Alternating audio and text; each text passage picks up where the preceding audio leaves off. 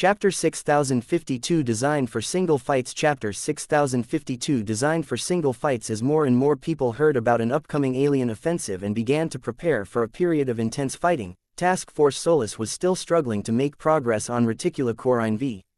Swordmaster Kedis had been waiting for a response from the strike force that she had sent to the dreaded Emperor Tree located not too far away from Chimera Base.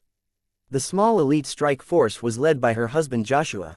The goal was to retrieve critical samples of the calamity plant that dominated the entire region surrounding his major Solus gas deposit. She hoped she picked the correct time to dispatch the strike force now that there were much less hostile beasts in the entire region. The waves of maddened exo-beast attacks had abated to an extent. The continued drain on the local environment had reached an unsustainable level. The Emperor Tree had been too ruthless in throwing all of the exo-beasts that strayed into his territory against the humans that dared to set up a base near his deposit. After so many waves of repelling exo-beasts, the worst was finally over, at least for the time being. However, the price of holding back all of those powerful and numerous beasts had not been light. Many Stormblade Samurais had been damaged and repaired over 4 times in the past few weeks. While their mech pilots learned quickly and wielded their shocking Stormblades with increasing skill, the frequent pressure and the lack of proper rest was beginning to wear them down. The pilots of the Storm Swords fared much better by virtue of piloting vastly superior quasi-first-class mechs. The powerful transphasic hyper mechs moved faster, resisted a lot more damage and most importantly killed almost every beast with just a single swing of their blades. Only the occasional mutated beasts gave these powerful machines a bit more challenge if they fought by themselves, but as long as the Storm Swords teamed up, they could defeat damn near every monster. That said, accidents could not be avoided. Mutated beasts came in all shapes and sizes, and a few of them developed exotic powers that occasionally bypassed the azure energy shields of Storm Swords and debilitated them directly. Kedis always studied these encounters carefully. If the incident was serious enough, she even instructed the Sword Maidens to ship the Storm Sword in question back to the Wild Torch so that she could study the damage in person. She noticed that her mech designs still suffered from a persistent shortcoming. No matter how well she designed her mechs and no matter how much she relied on the contributions of other mech designers, her swordsman mechs still weren't robust enough to withstand frequent and persistent high-intensity combat. Kedis designed her mechs in a way that made her want to pilot them herself. She always sought to configure and tune her swordsman mechs to offer the best possible performance when they were in their best or almost best states. She wanted her fellow sword maidens and other pilots to experience the joy of fighting the battle of their lives, to perform at their most powerful states and find the spark they needed to push past their limits. The initial performance of most of the swordsman mechs in the field tended to match her intentions. The Monster Slayers, the Stormblade Samurais and the Storm Swords all performed smoothly when controlled by mech pilots who knew their way around with swords. However, after fighting multiple grinding battles against hordes of mindless exo-beasts, the escalating degrees of wear and tear started to take a toll on the mech frames that had not been optimized for any form of attrition warfare. The mech technicians serving aboard the Wild Torch and the other accompanying ships of Task Force Solus were already working as hard as possible to service and repair the hundreds of worn machines. A part of Kedis regretted that she did not opt to bring along more ranged mechs. The Transcendent Punisher Mark IIIs of the Eye of Ilvain had proven to be disproportionately effective at clearing out large amounts of packed and concentrated beast swarms. Even though the modern heavy artillery mechs required maintenance as well after blasting their artillery cannons and other heavy cannons on a repeated basis, their designs clearly took this kind of scenario into account. Kedis never really had much interest in examining the designs of other mechs, particularly if they fell outside of her specialization, but the relatively poor showing of her swordsman mechs caused her to make an exception. The Transcendent Punisher Mark III design was full of charm. The mech was large, robust and contained so many redundancies that it could continue to fire its guns even if over 70% of its frame had been wrecked. What Kedis found most important was how the Transcendent Punisher Mark III had been designed with a very different purpose and idea in mind. Instead of pursuing the best possible fight in a single important fight, the heavy artillery mech was designed with years of serious usage in mind. Even if Kedis did not specialize in this kind of machine, she could still trace many instances where Vase or another designer could have pushed performance to a higher level, but at the cost of a lot of stability and reliability. The Transcendent Punisher Mark IIIs were generally well taken care of after every serious fight, but Vase accounted for the possibility that they would be fielded in imperfect conditions where regular maintenance became a distant luxury. If that ever happened, the heavy artillery mechs were able to perform just as reliably as before. They could spend multiple days in a fight without needing to fear that they would malfunction or blow up all of a sudden. If the Transcendent Punisher Mark IIIs ever began to succumb to wear and tear, it would be through repeated use over multiple years.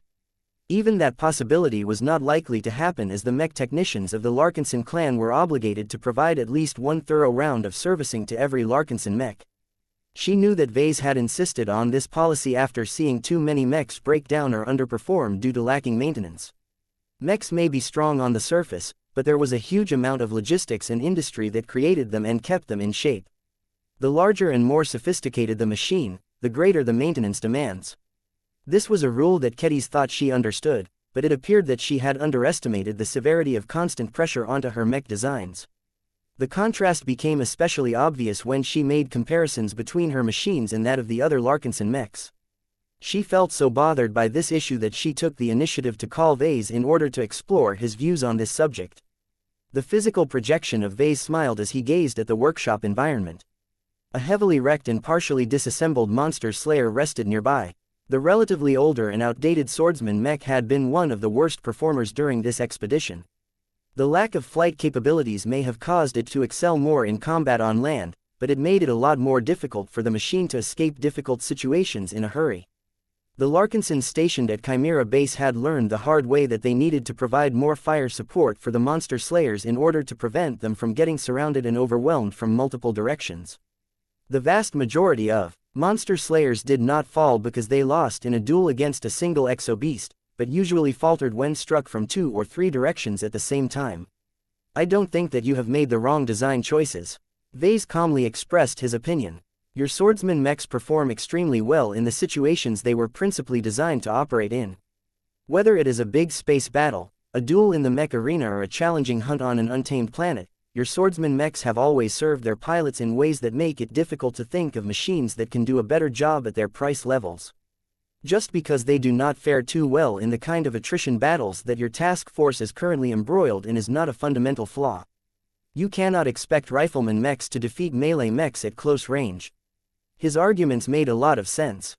Kedis was not stupid enough to expect she was capable of designing mechs that could excel in any combat environment. I am still proud of my works, but they are products designed for a different purpose. Maybe now that the Red War is becoming increasingly hotter, it may be better for me to re-specify the Stormblade Samurai Mark II so that it becomes more robust. Its expected performance as a second-class hyper-mech is already good enough by most people's standards, so it is worth it to sacrifice peak performance to increase the design's robustness and fault tolerance. It will delay the completion of the design project by at least a month, but I do not want my customers to suffer from my mistakes. Again, it is not your fault, Kedis. Every mech has its strengths and weaknesses. Landbound combat has always been an area that the Larkinsons have overlooked. If we waged more ground campaigns, then you would have known about this sooner. It is actually good that I dispatched you to this star system in order to lead the operation to harvest Solus gas. The losses that our clan has suffered here is not light, but it could have been worse. These exo-beasts are incredibly numerous, but they are pretty stupid.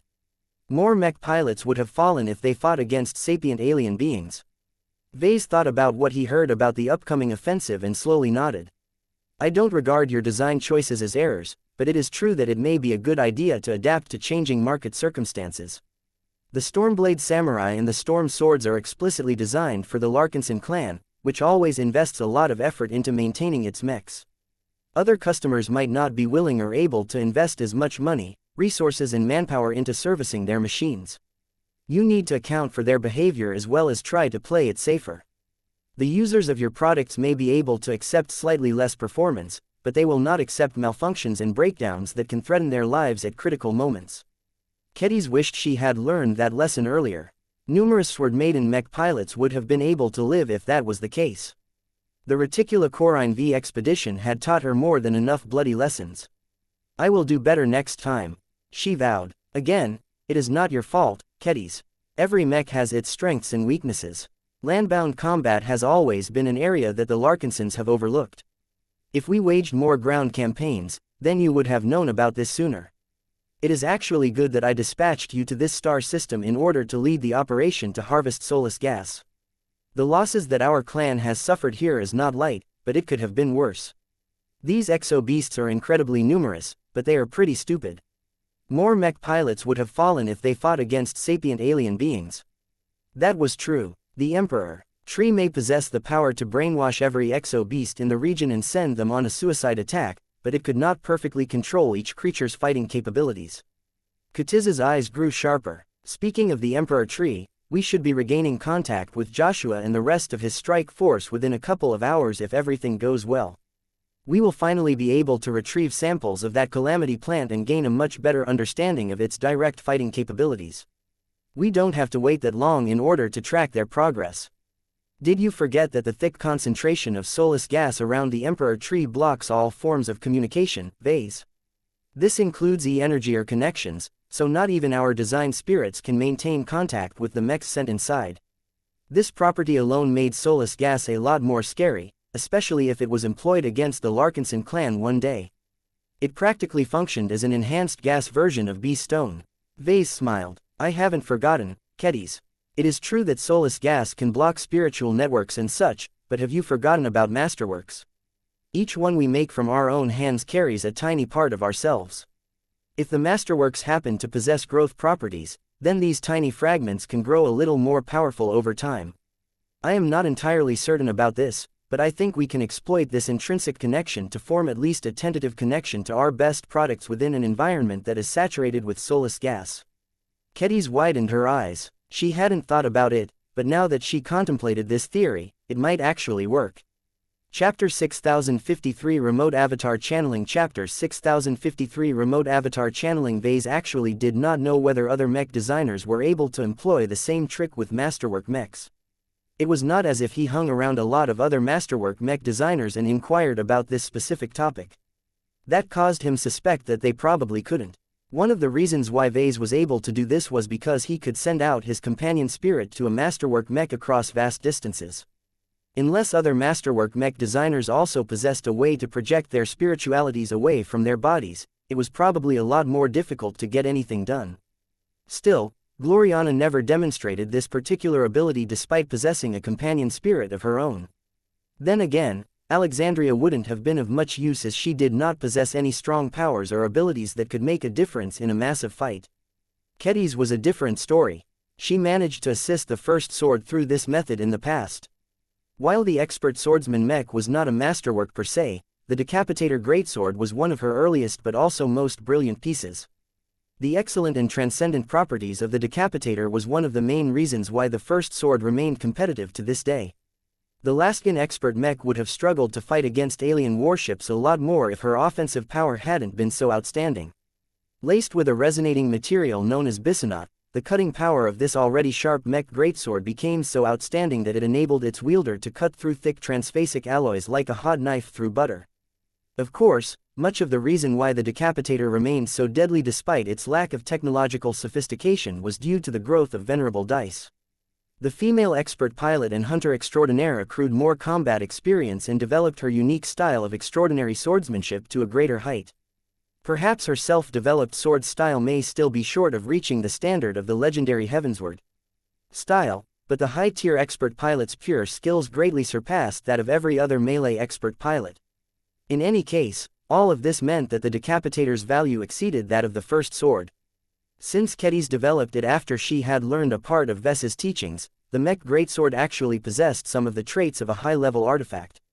The fact that it possessed modest growth properties meant that Venerable Dice's willpower baptism consistently nurtured the Decapitator, increasing its ability to channel energy and improving Katiz's ability to connect with it with the help of her companion spirit.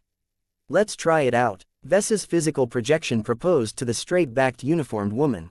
You sent out the strike force against a mysterious calamity plant we know little about.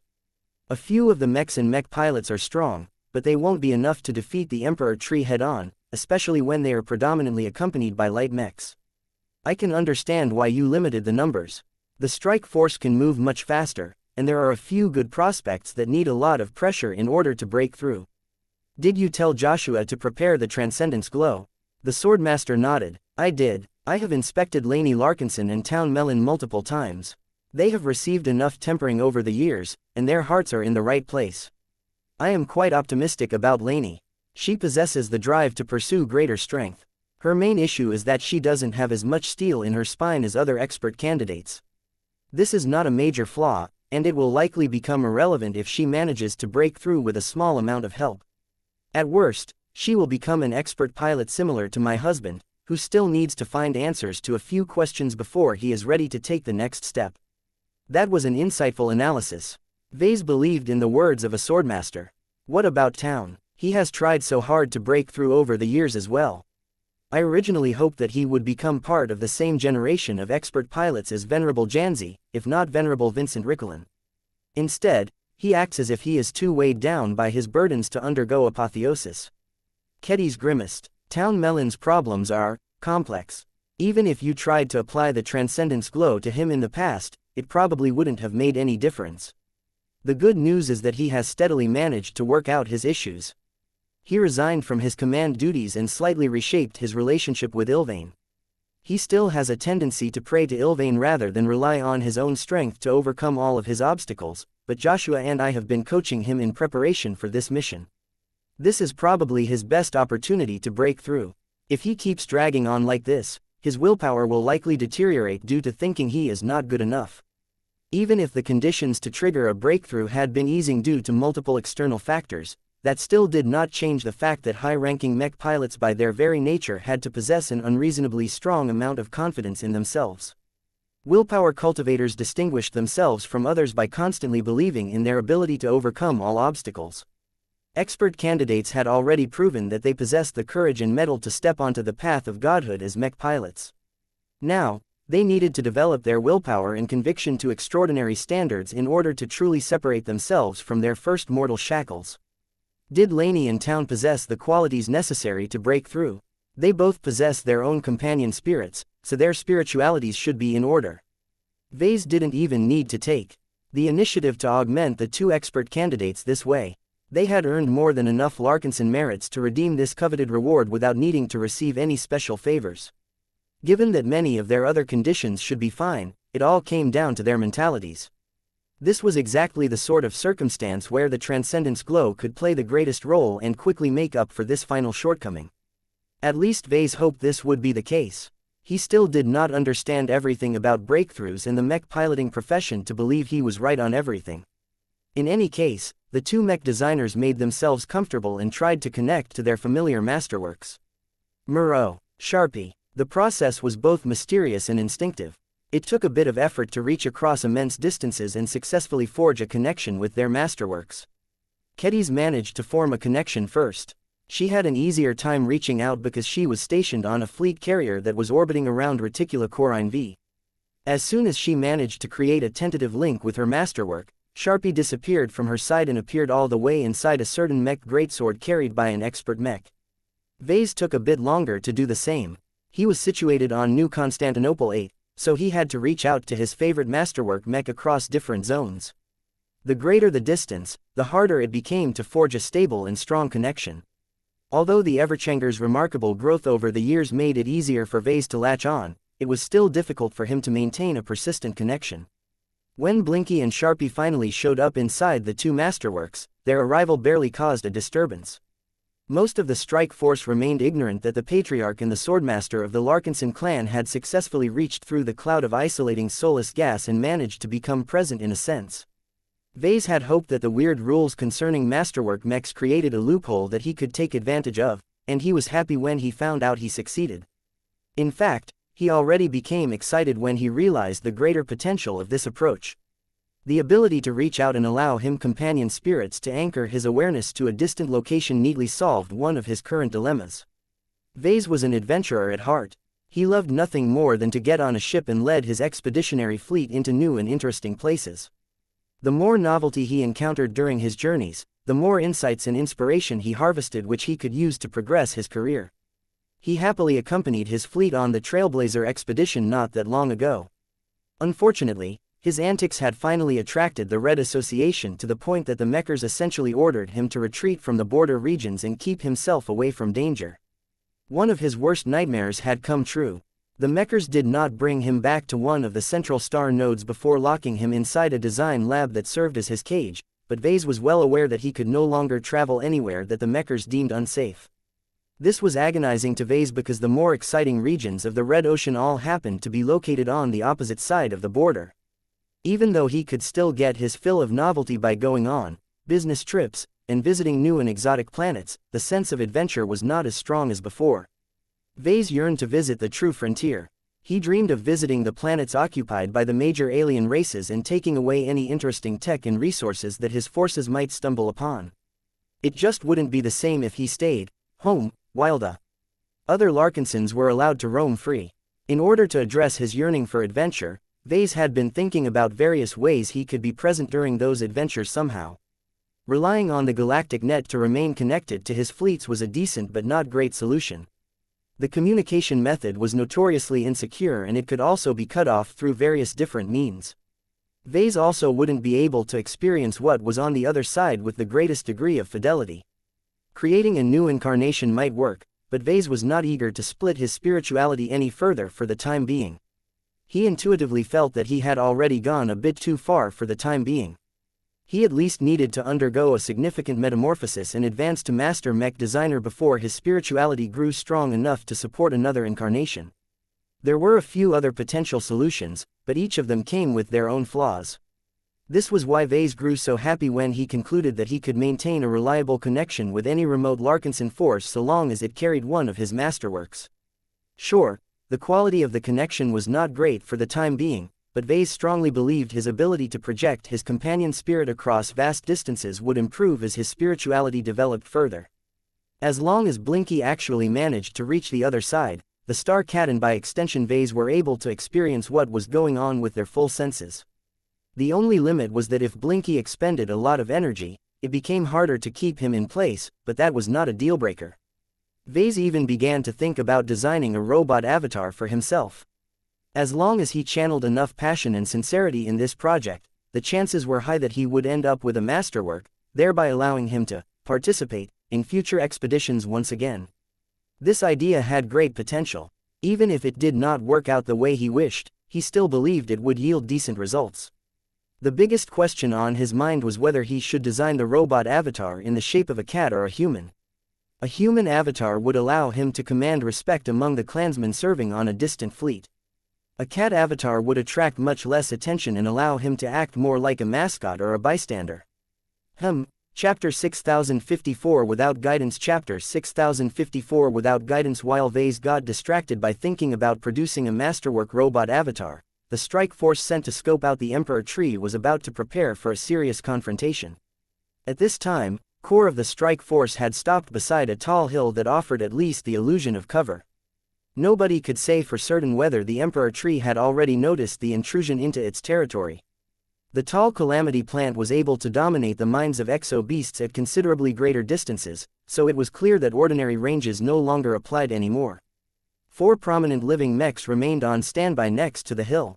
Compared to normal times, the Larkinson mechs appeared significantly more subdued, and that was not only because they were trying to lay low. The machines had lost their glows. The nearby deposits constantly spewed out soulless gas that lingered on the surface of the planet and blocked nearly every form of mundane and extraordinary signals. The fact that this strange exotic gas was able to make every living mech feel alone and cut off from their reassuring design spirits was quite a disconcerting experience. None of the third-order living mechs wanted to stick around in this environment for long. The fact that soulless gas also poisoned and killed most of the wildlife that remained under its influence also did not help. The Larkinson mechs tried to remain brave even as they waited for the scouting mechs to return and report on the current state of the Emperor Tree. The most prominent machine on standby was a green-coated hero mech. The Everchanger was the most representative high-end mech of the Larkinson clan, and the living machine knew it. Even if the versatile expert hero mech tried his best to suppress his presence, he simply couldn't help but harmonize with the surrounding alien flora. The Everchanger was the only large mechanical object on the surface of Reticula Corine V that did not look or feel like a hostile invader. If not for the fact that the Emperor Tree had gotten rid of most exo-beasts within its vast territory, perhaps a small collection of alien critters would have approached the hero mech by now. The warmth and vitality exuded by the machine generated a unique attraction that no organism on the planet had ever encountered. Even now, the green expert mech acted in accordance to his famous name by continuing to harmonize and adapt his spiritual foundation with the local environment. This was a subtle ability that the Everchanger recently thought of without the input of his battle partner. It had actually been quite a long time since the expert Mech last set foot on an untamed planet and lingered for a while. The more time the Everchanger spent on the surface of Reticulacorain V, the more the living Mech was able to blend in the local atmosphere. It was as if the highly adaptable machine possessed the outlandish ability to go native as long as he received enough exposure to the same environment. Although neither Joshua nor the Everchanger figured out what sort of benefits they enjoyed if they managed to blend in with the natives, it didn't seem to do any harm. However, if a fight broke out, then the Everchanger needed to fall back on his combat capabilities in order to survive. Although the Everchanger received a modest upgrade during the Facewater generation, his technical specifications had fallen behind, just like all of the other early Larkinson expert mechs. What allowed the hero mech to stay relevant was due to his ability to wield all kinds of handheld weapon systems. The Everchanger possessed a good variety of armaments, so much so that the living machine looked as if he had brought too much equipment for this mission. The hero mech's original Vitalis Luminaire crystal rifle and Heartsword served as his most dependable ranged and melee solutions. Although neither of these weapons received any upgrades over the years, their fundamental performance still held up pretty decently. The Vitalis did not hit particularly hard, but it was able to cycle between three powerful attack phase crystals that were specially prepared for the weapon. Vase might not have the time to upgrade the Everchanger as a whole, but he could still reserve a few days on producing a bunch of hyper-attack phase crystals for the Vitalis rifle. The Heartsword did not have this problem because it was too outdated to possess the properties of a blessed weapon. Designed and forged by Kedis, the unassuming unending alloy sword was far from simple as it seemed. The current loadout of upgraded crystals allowed the Vitalis to launch fire beams, copper beams and bright light beams.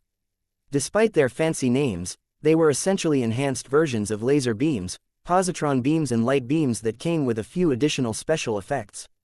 Aside from all of these options, the Everchanger also possessed the ability to fire a fourth beam type with the help of the Grey Lotus. Unfortunately, the thick fog of soulless gas had temporarily caused the blessed weapon to lose contact with Helena, so much of its potency had been reduced. The Heartsword did not have this problem because it was too outdated to possess the properties of a blessed weapon.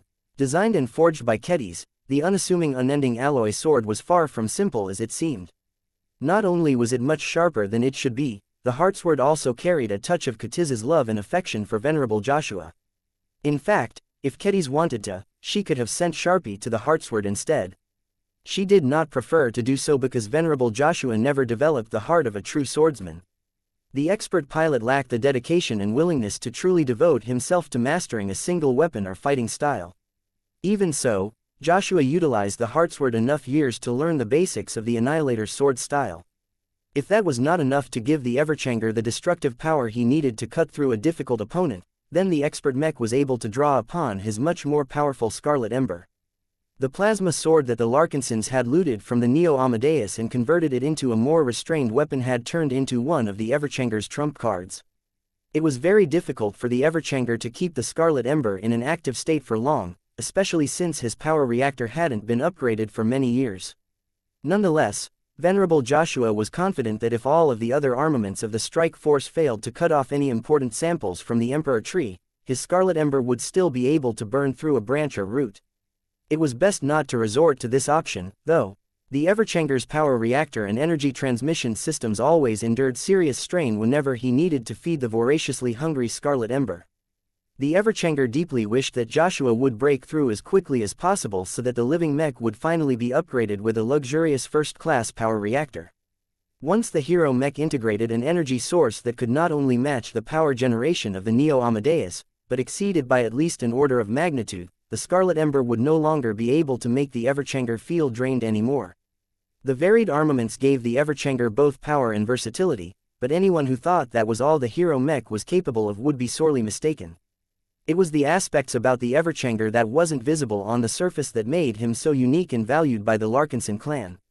Joshua personally wished that there would be no need for him to resort to additional tricks, but he did not want to take anything related to the Emperor tree for granted. The sensitive expert pilot was already able to perceive a huge well of vitality in the direction of the Calamity plant's known location. Descriptions could not do it justice. The Emperor tree might not be as powerful as a phase whale, but Joshua had the illusion that the incredibly tall exoplant could moonlight as a god if it wanted. Several complicated thoughts went through his mind as he contemplated the difficulty of getting close, collecting a few samples and getting out without losing any of his men and mechs. That was not the extent of his mission. Kedis also tasked him with pushing the 2 expert candidates over the edge. "Town, is your zeal in good condition?" Joshua asked over a short-ranged communication channel.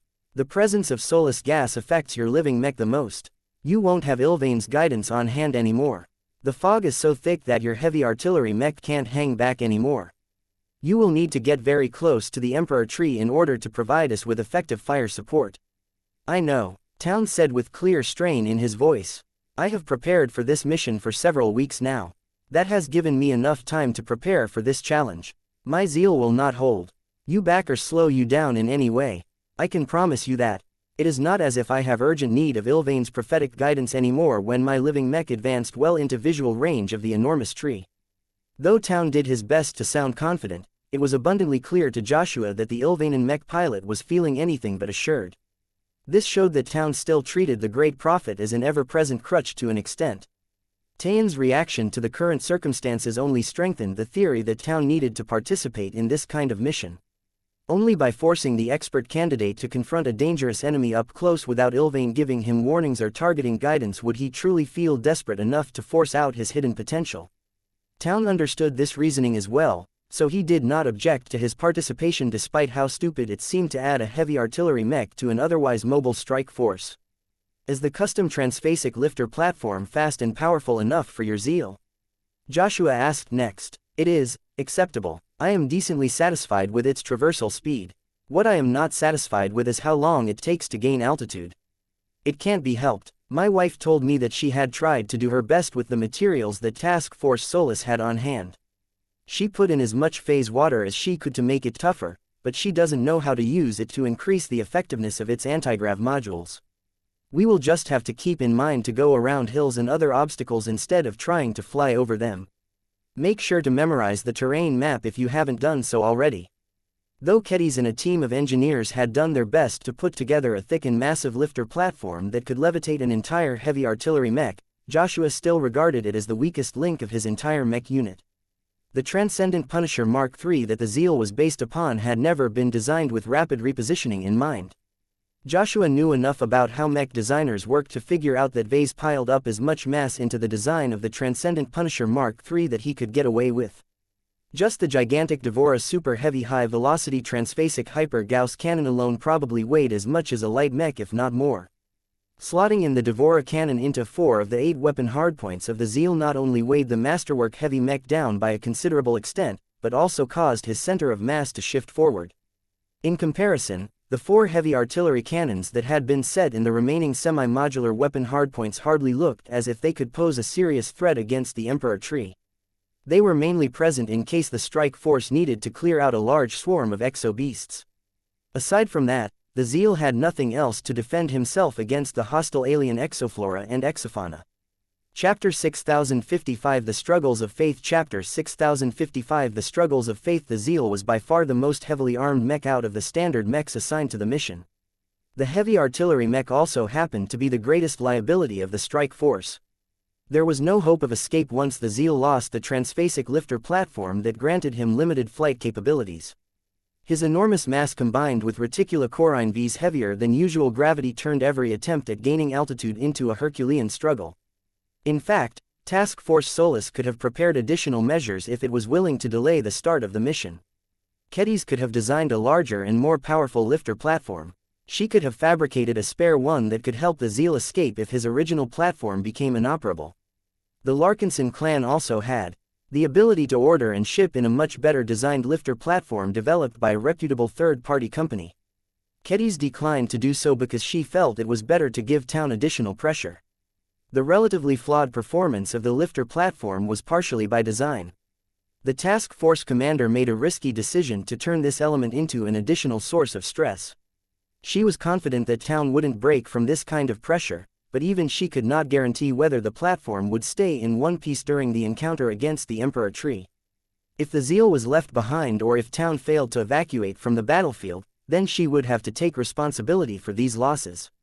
Losing either or both would be a serious setback to the Larkinson clan. The Eye of Ilvain did not have many expert candidates, and Town was by far the closest to actually becoming the first expert pilot of this special mech legion. The Ilvainin mech pilots were far more accurate and effective when piloting heavy artillery mechs and lancer mechs than any other mech pilots, whether they were Larkinsons or outsiders. In fact, it was not an exaggeration to claim that they were by far the most effective second-class mech pilots at their respective jobs. Paired with excellent living mechs that were all tied to the Great Prophet, the mech pilots of the Eye of Ilvain had long built a reputation for their ludicrously high hit rates and their ability to nail shots that practically no other mech pilot could achieve. Unfortunately, everything had a price. The more the Ilvainin mech pilots relied on outside guidance to artificially land their powerful shots, the less they trained and honed their own native ability to predict targets and adjust the aim of their weapons. The ugly truth of the matter was that they became so addicted to Ilvain's help that they lacked the willpower to rely on themselves to achieve the same sort of performance.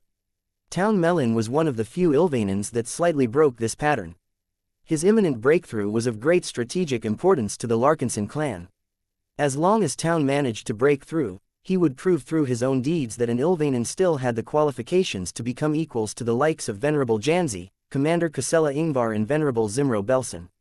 More importantly than that, Town would be able to teach the rest of his fellow Ilvainin mech pilots how they needed to adjust their mentality and train in specific ways to increase their chances of following in his footsteps.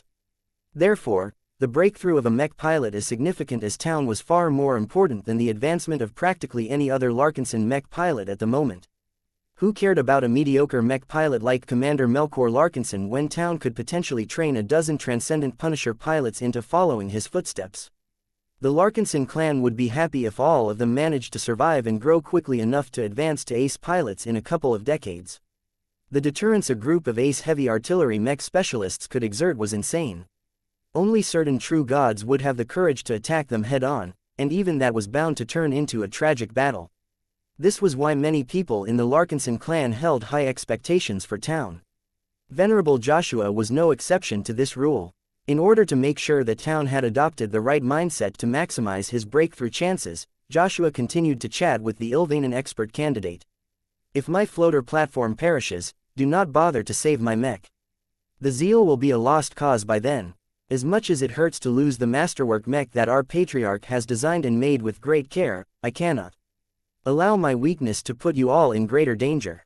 Venerable Joshua grimaced at the thought. "Do not think too much about what will happen if you falter. The more you think about doom scenarios, the likelier they will come true. It is enough to form a plan on what you should do when your heavy mech loses his traversal device. After that, you should think about success instead and what you are willing to risk in order to attain it. One of the poorly hidden secrets to expert pilots is that we are optimists. We not only think about victory, but we possess the confidence to make it happen. If you are not thinking about winning most of the time, then you will not have the will and courage to boldly step forward when your moment has come. How do you know when the right moment has come, Joshua? You just know." Joshua softly whispered back. "It is an indescribable feeling that you only get to experience when you have been pushed to the brink. At that time, your heart will tell you that you need to commit despite the consequences of failure. Apotheosis will come closer within your reach than ever, but you will need to overcome your fear and face the possibility of dying with confidence.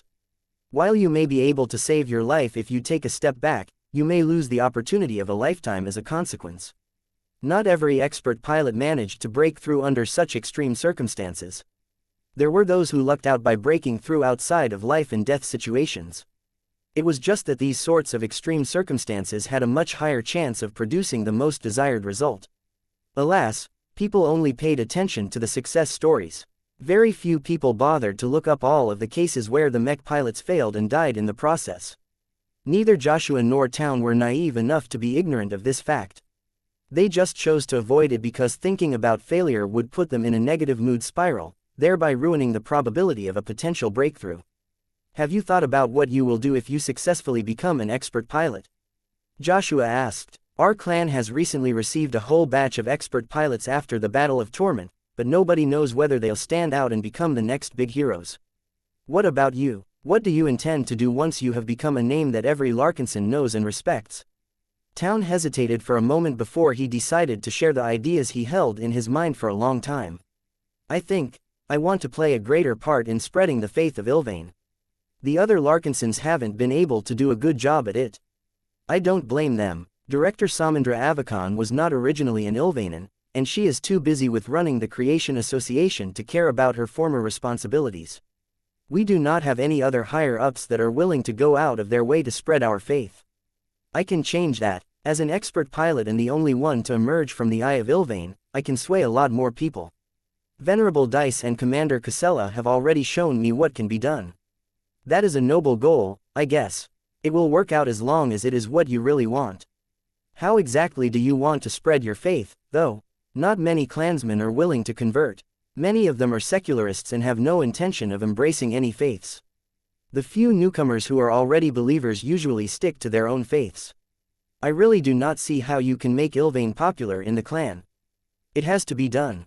Town spoke. The clan is growing quickly, and so must our faith. The Eye of Ilvain needs more mech pilots who are sincerely devoted to the Great Prophet if we want to continue to be of service to the rest of the Larkinsons. I do not mean to sound selfish, but we should be the only ones to assume the responsibility of piloting the clan's heavy artillery mechs. That was a rather extreme and controversial mindset. There had been increasing talk about the need to diversify and allow another mech legion to pilot a different style of heavy artillery mechs.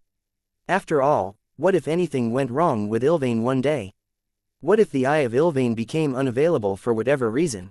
This was why the Larkinson army seriously thought about issuing a request to the Larkinson clan to design an alternate heavy artillery mech. Certain mech legions such as the Battle Criers and the Penitent Sisters were really enthusiastic about adding powerful ranged mechs to their mech rosters. Town was certainly not oblivious to this sort of talk, but he refused to believe that the Larkinson clan would be better served by letting anyone other than Ilvanans discharge this important responsibility. If other Larkinsons began to pilot heavy artillery mechs without needing to obtain guidance from above, how could Ilvain possibly maintain a strong enough foundation in the clan? Town needed to do everything possible to make sure that the Ilvanan faith maintained a solid and unshakable presence among the Larkinsons. November LBJNN. Not everyone will be happy to see the Ilvanan faith spread its wings. Joshua said in a more concerned voice. I have read a number of texts and talked to numerous Ilvanans. I have also piloted the original Transcendent Punisher and other Ilvanan mechs. You guys have strange beliefs. The biggest among them is the prophecy that claims that a time will come where every human and alien will come together and transcend into immortal god-like beings. I do not think I need to remind you how much that will get you in trouble with most humans. Town actually smirked. Was Ilvain wrong, Joshua? Look around you and taste the E-energy radiation that is gradually making us all stronger, both human and alien. The prophecy already came true, in a sense. It just happened in a different galaxy than we assumed, in a manner that the rest of us never anticipated and over a time frame that is much larger than we imagined. That is, a stretch. You are forcing the prophecy to fit the age of dawn when they are not quite the same. The Ilvanan mech pilot couldn't help but be more assertive when he talked back. Just face it, Joshua. Ilvain was right on this. He is right on everything else as well. He has made far more prophecies than you can imagine, and I have been blessed with glimpses of a part of them. If you think this future is already astounding enough, then wait until more great and terrible prophesied events will take place. As the blessed worshipper of Ilvain, it is my sacred duty to help the Larkinson clan and any individual who respects his tenets to navigate the trying times ahead.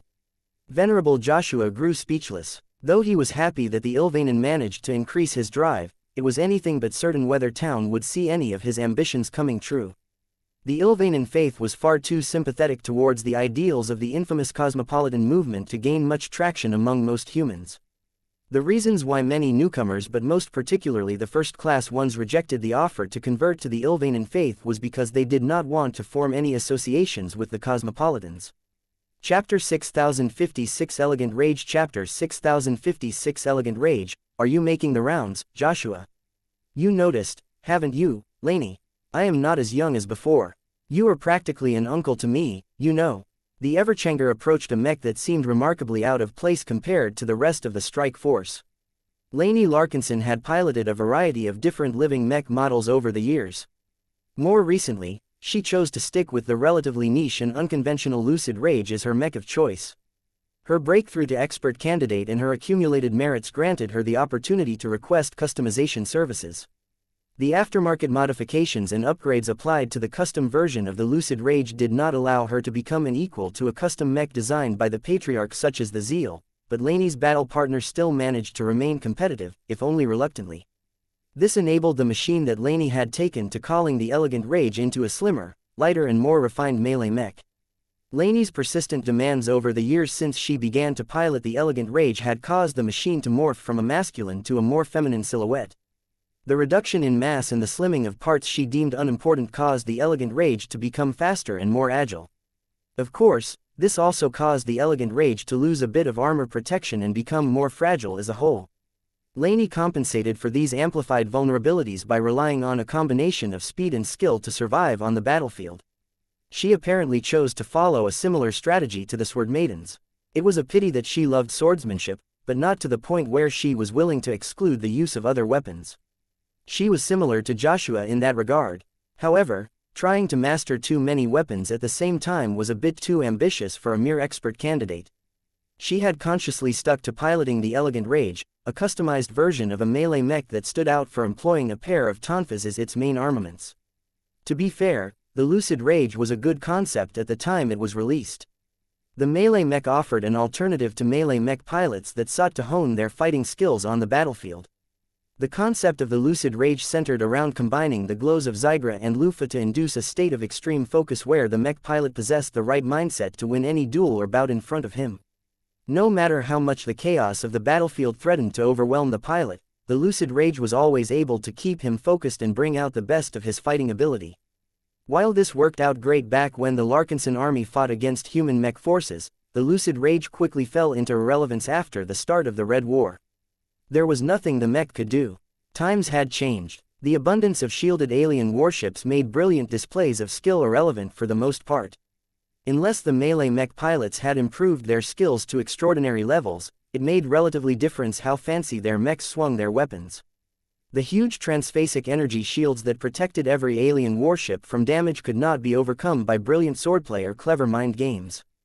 The best way to overcome the defenses of big alien warships was by leveraging superior tech and relying on the raw application of lots of damage. The Lucid Rage simply performed worse at this job than many other Larkinson mechs. The tonfas equipped with a low-end version of plasma technology added a bit of punch to the mechs, but were not particularly effective when employed against transphasic energy shields. The niche melee mech tended to rely more on launching a multitude of well-aimed attacks at weak points than to launch heavy strikes that inflicted much greater impacts at a time.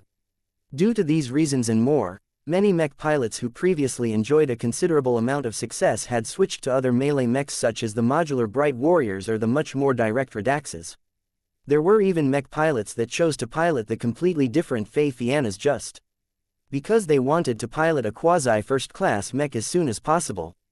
The number of Larkinson mech pilots that continued to cling to the living mechs that they had partnered over the years diminished with each passing month.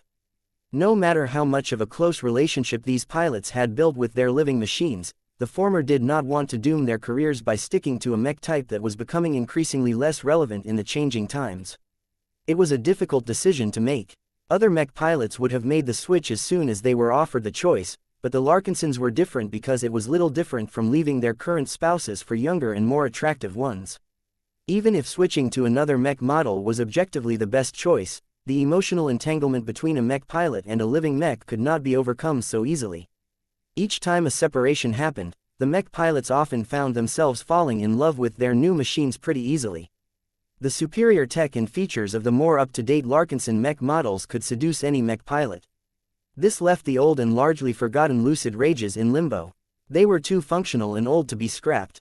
They were also unsuitable to stick around in the expeditionary fleet because they took up way too much capacity to justify the decision to keep around. The unwanted Lucid Rages had to be shipped back to the various planetary branches of the Larkinson clan where they could be mothballed in secure storage facilities. Perhaps one day, the design department released a powerful new upgrade to the Lucid Rage line that magically made them more relevant again. At that time, it would be more than worthwhile to convert the outdated Lucid Rages into the most modern iteration, thereby allowing their existing growth and development to serve the Larkinson clan once again. Laney most certainly received this choice as well, but she had refused it on repeated occasions. Joshua knew that Laney had already set her mind on her willful decision, but he decided to inquire about it just to make sure she was doing this for the right reasons. So you have decided to stick to your elegant rage. You do know that we are about to launch a dangerous raid on the biggest and most powerful calamity plant on this planet, right?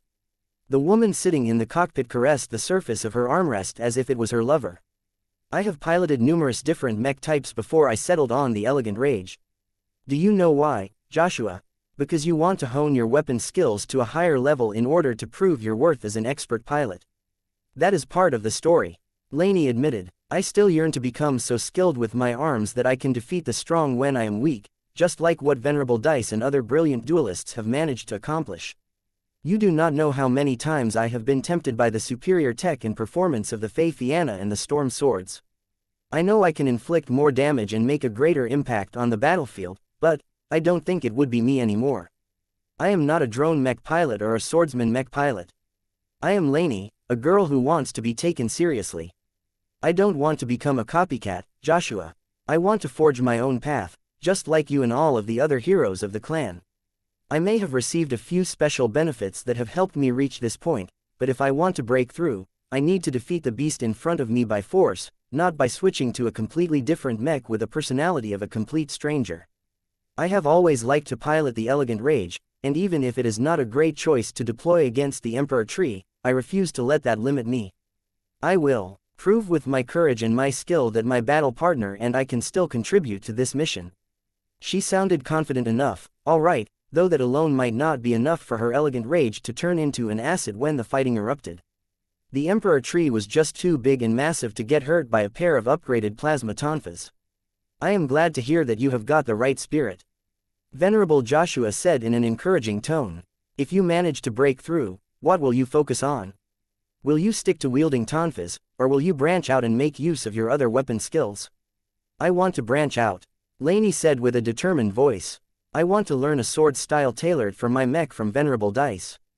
I want to learn how to wield spears from Venerable Orphan. I want to become a sharpshooter from Venerable Stark. I even want to learn how to brawl and punch like Venerable Vincent Ricklin. That is a big appetite, Lainey. Normally, I would ask if you are trying to bite more than you can chew, but if you successfully become an expert pilot, then it might just be doable. You won't ever be able to catch up to the expert pilots who train and fight with their chosen weapons every day, though. Lainey giggled. I am completely fine with that. I want to master all of the weapons to an acceptable level. I can think about becoming the best at everything much further down the road. For now, I still need to increase my proficiency in many weapon systems that I have neglected for years. Once I build up a decent repertoire, I can become known as an adaptable fighter like you. Nothing will ever make me feel inadequate like today. That was a good drive, if an unusual one. Are you aspiring to pilot a first-class multi-purpose mech one day? I am not sure, to be honest. I have heard how great and versatile they are, but they are far from what I am used to piloting. The mech type doesn't really make sense to me. Why try to carry 20 different weapon systems when using 2 or 3 larger and stronger weapons is already enough to do the job? All I can say is that I am willing to keep an open mind. Once I get the opportunity to pilot such a great mech, I will be sure to test it out and see whether it is to my liking. What if you prefer to pilot a bright warrior-style mech that can change its loadout before every fight? Lainey shrugged. Then I will stick to that. I am not that picky, Joshua. I think it would be great if my elegant rage gets upgraded into a more universal expert mech that can become a rifleman mech or a spearman mech depending on the weapons she holds. That sounds similar to General Ark's Lionheart, but without the part where you absorb the belief of every soldier to power up your moves. He is one of my role models. Lainey sighed as her inner fangirl briefly came out. I do not think I can imitate his unusual command style, and I don't really want to. I want to pursue the pinnacle of weapon skills, both with my body and while piloting my elegant rage. Together, my battle partner and I shall one day become known as the premier masters of arms. Mech pilots were allowed to dream. Joshua personally believed that Lainey had no chance in hell to realize her ambition, but then again god pilots always seemed to turn impossibilities into reality. Whether she had what it took to become a god pilot or not, Venerable Joshua quietly wished her good luck. If she actually managed to succeed one day, then the Larkinson clan would gain another powerful protector. Chapter 6057 Scouting Results. Chapter 6057 Scouting Results. The scout mechs had returned. Compared to their previous pristine states, the light mechs of the flagrant vandals all looked as if they had gone through a gauntlet of suffering. Many of their mech frames appeared as if they got struck by a rain of kinetic projectiles. The holes in their thin armor plating went so deep that they exposed broken and damaged internal components. What made the machines look even more bedraggled compared to just an hour prior was the fact that a couple of ferocious piranhas and light hunters had lost a couple of limbs. That was not supposed to happen. The flagrant vandal mechs might not be faring all that great when trying to fly in a 1.3 grams environment, but they shouldn't have gotten caught by a stationary exoplant so easily. Even if the Emperor tree could not be judged by common sense, the flagrant vandal pilots should have known better to get deep within striking range of that abominable alien tree. The machines reached the enclosure behind the hill before the more intact and operational ones spread out in order to serve as perimeter guards.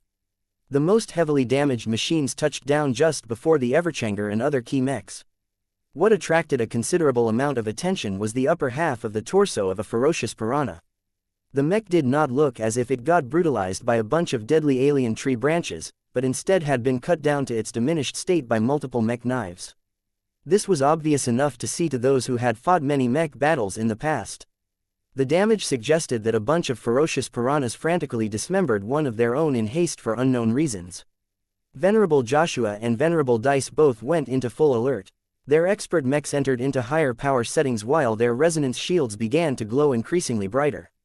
What happened? Venerable Joshua asked in a more authoritative tone. The Emperor tree's detection and anti-mech fighting capabilities exceeded our worst estimates. The somewhat exhausted and high-strung words of Captain Wilton Larkinson spoke over the short-ranged communication channel. That blasted plant fooled us and lulled us into a false sense of security. It is more intelligent and logical than we feared, and its malice towards our mechs is undisguised. We almost got trapped to the point where I seriously doubt that any of us would have gotten away. Joshua, Dice, Town and Laney all became ready to explode at a moment's notice. They did not think the veteran vandals had made any mistakes on their end.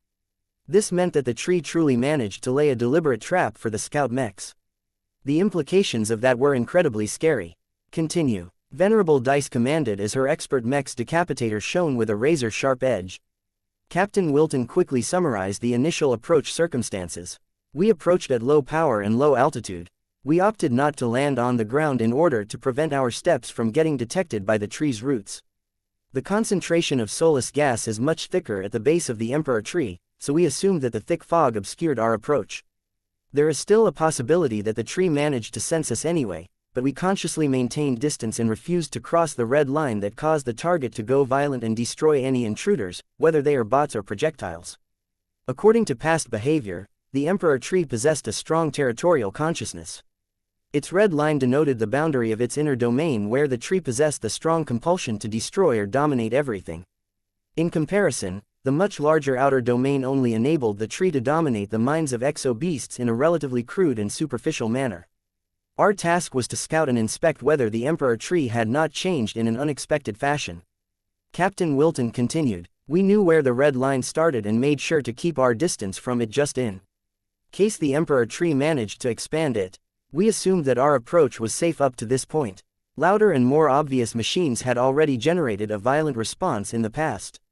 We deployed our latest and smallest miniaturized surveillance drones just before the red line. Their sensors are anything but great, but they may be able to make some useful observations when we aggregate their data. None of the drones crossed the red line, correct? At least we thought that was the case. The Vandal captain reluctantly reported. In the meantime, our ferocious piranhas and stinggrippers patrolled the surroundings for potential threats while our light hunters carefully used their Samasul orbs to take careful directional scans of the nearby terrain features. Their performance was not as great as usual. The soulless gas is thick enough to interfere with their performance at shorter ranges, and their design spirit isn't on hand to enhance their signal perception. We had to circle around the danger zone at a slow pace in order to collect a broad amount of data. The light hunters had long served as the premier scout mechs of the flagrant vandals. They were so lightly armed that they could only pose a deadly threat against infantry. They were fast enough to outrun damn near any other light machine. Their signature feature was the powerful Samasul orb directional scanning module. It was designed to overcome jamming and interference and detect any enemies hiding in stealth. Unfortunately, the Samasul orbs lost a bit of effectiveness as soon as the light hunters lost their connections to the illustrious one. This forced the light scout mechs to hover even closer to the ground in order to collect useful scan data without channeling more power in their scanning modules. The amount and quality of the sensor data collected under these difficult circumstances was terrible to say the least. This was why the main element of the strike force had to wait so long for the scout mechs to return. Venerable Joshua frowned. It sounds like you displayed the appropriate sense of caution towards the calamity plant. What exactly went wrong? Did the emperor tree grow a big root at your location somehow? Worse, we got attacked out of the blue. We first got pelted by seed projectiles. The emperor tree launched so many of them that it was as if it had 100 machine guns at its disposal. Root spikes shot off the ground, almost impaling our machines. If not for our combat instincts and the speed of our mechs, we would have gotten impaled. The expert pilots and expert candidates grew shocked and alarmed. They were not particularly surprised that the emperor tree managed to besiege the scout mechs by employing seed cannons and root spikes. The powerful calamity plant was immensely large, which meant it could devote a lot of room to self-defense measures. What the foursome were truly concerned about was whether the emperor tree had changed its behavioral pattern. Did the calamity plant decide to expand its red line? Venerable Joshua urgently asked. If that is the case, then none of us are safe. We may have already entered the danger zone without noticing. No, when the emperor tree launched its attack on us, we had already strayed across the red line. That doesn't make any sense. Laney interjected. You clearly made an effort to stay well outside the red line. We did, Captain Wilton responded. At least we thought we did. You see, as our mechs slowly circled around the emperor tree, we trusted in our perception of the environment. Both my pilots and their living mechs thought they operated in a reality where they remained perfectly equidistant from the red line. We were fooled. What actually happened was that our forward trajectory slightly curved inward. It was subtle, but as we patiently continued to scan the terrain as well as try to peer past all of the soulless gas to catch faint glimpses of the tree, we gradually strayed into the red line and crossed it without turning back. If one of our light hunter pilots did not notice that what his mech was scanning with the Samasul orb completely did not match the terrain, we would have continued to spiral closer to the emperor tree. I cannot imagine how any of us would get away if that was the case. Every Larkinson mech pilot felt horrified at what had happened. The flagrant vandals still hadn't recovered from their dangerous ordeals. They moved closer and closer to their deaths without ever noticing anything amiss. Did the emperor tree, did it affect your minds? There is no other explanation for it, Venerable Joshua. Captain Wilton sounded disappointed at himself. Looking back at it, it sounds so stupid that the emperor tree managed to fool us into thinking that the data we received from our mechs was different from reality. What is especially concerning is that whatever mind tricks the calamity plant played on us also affected our living mechs as well. We have plenty of third-order living mechs, but they had no resistance against this effect. As far as we have been able to find out for the time being, their sensor systems recorded the right data, but neither the pilots nor the living mechs registered them accurately. The closer we moved to the emperor tree, the greater the discrepancy between accurate data and our false perception of it. The target purely works through our thoughts. That sounded both frightening and reassuring. It was frightening because the attack came without any notice. The emperor tree displayed a degree of subtlety and forethought that spoke of worryingly high sapience. Nobody knew whether the tree only recently evolved the ability to subtly alter the thoughts and perceptions of others. The fact that it worked on experienced, battle-hardened mech pilots as well as living mechs meant that it was a bad idea to send any ordinary mech units closer to the emperor tree. Why did you cut off the limbs of your own mechs? Venerable Dice asked. When the seeds launched by the emperor tree managed to strike our mechs and remain embedded into the frame, they begin to germinate. The lack of wood doesn't disturb them. They just absorb any metal in their reach and start to grow metallic roots that spread inside our machines at a slow but unstoppable pace. Since our limbs are the least armored sections of our mechs, the seeds took root over there much sooner. By the time we recognized the threat, it was already too late for many of the limbs. At least we managed to dig out most of the seeds that struck the torsos of our mechs before it was too late. The seeds have a much harder time trying to absorb tougher armor plating. Captain Wilton Larkinson continued to relay a few more preliminary insights and warnings. Even though they fell into a near-fatal trap, the flagrant vandals ultimately did what they were supposed to do and collected valuable up-to-date information on the emperor tree. Thank you, Captain, Venerable Joshua said at the end. You have given us excellent information that can help us avoid a potential tragedy. For safety's sake, Please bring your mechs back to Chimera Base and report your findings to the task force commander. The other Larkinsons urgently need to know that the Emperor tree has evolved and escalated. That was not part of the plan, sir. We can still keep an eye on the periphery and warn you of any flanking attacks. Now that we have exposed the Emperor tree's latest trap, we can take measures to prevent us from getting fooled without our notice. No, Captain, you know as well as I do that you and your men will continue to remain liabilities until we have developed a proper countermeasure against what just happened. We can take care of ourselves. Dice and I are too strong-willed to get hypnotized by the Emperor tree. Laney and Town are not average pilots either. I have decided to proceed with the mission, but remove any unstable elements just in case. I am sorry, but I cannot afford to second-guess the mental defenses of your mech pilots. Your minds are nothing compared to that of the Emperor tree. The scout mechs had little choice but to retreat. Their mechs were not in great shape anymore, so it was better for everyone if they returned to Chimera Base and received the repairs they desperately needed. Chapter 6058 Soulless Gas Isolation Chapter 6058 Soulless Gas Isolation The account of Captain Wilton Larkinson and his men provided Venerable Joshua with crucial intelligence. The Emperor tree had not remained static ever since the Larkinsons touched down on the surface and erected Chimera Base within its sphere of influence. Ever since they touched down, the Larkinsons attempted to test the Emperor tree in many ways, but the bots and listening devices launched in its direction only yielded limited data.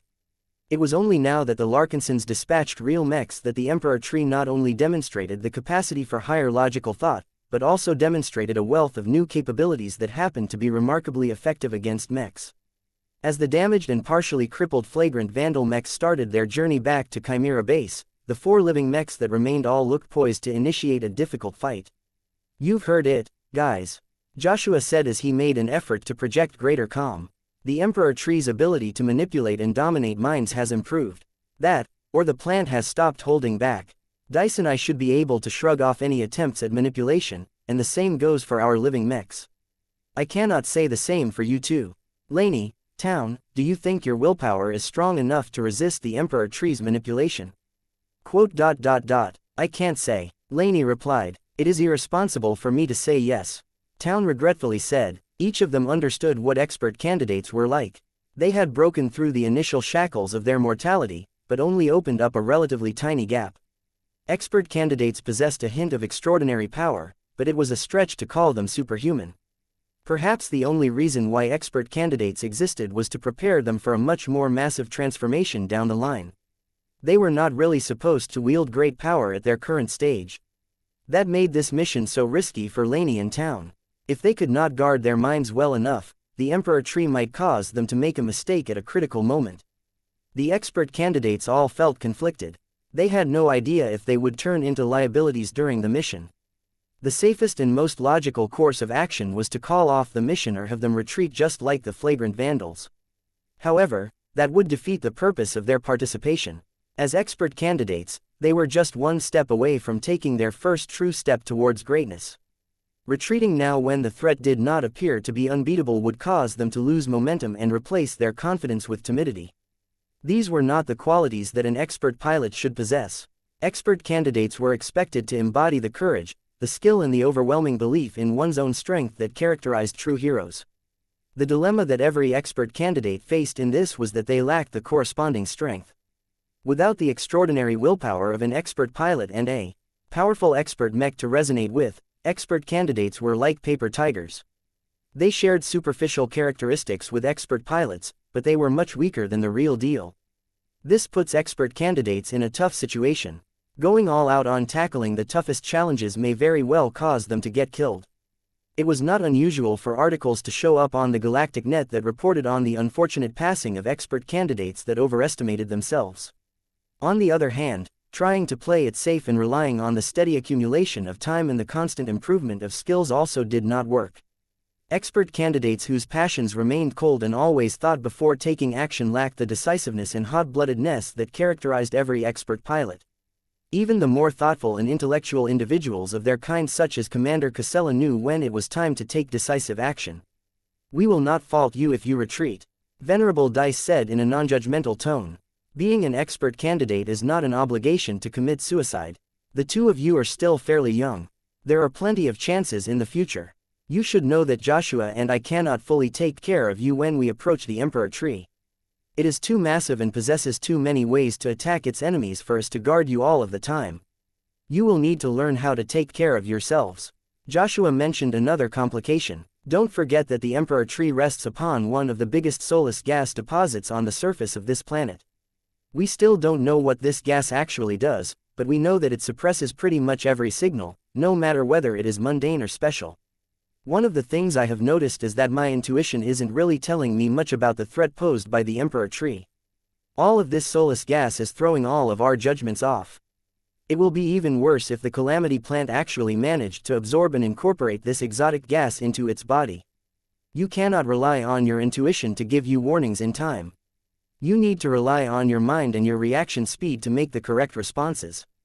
That made this situation even more dire. Every good mech pilot had come to develop their intuition into a finely tuned instrument that could reliably detect and warn them of any imminent threats, even if they did not consciously perceive anything dangerous. Intuition was one of the invisible and intangible qualities that set mech pilots apart from ice. The latter may perform vastly superior to the former in terms of reaction speed and making the most logical decisions in the heat of combat, but skilled and experienced mech pilots always found ways to beat these formulaic algorithms by behaving illogically and relying on their intuition. Now, the heavy presence of soulless gas deprived the expert candidates of this critical tool. In fact, the expert pilots also suffered from this problem, but they had many more means to compensate for this adverse condition.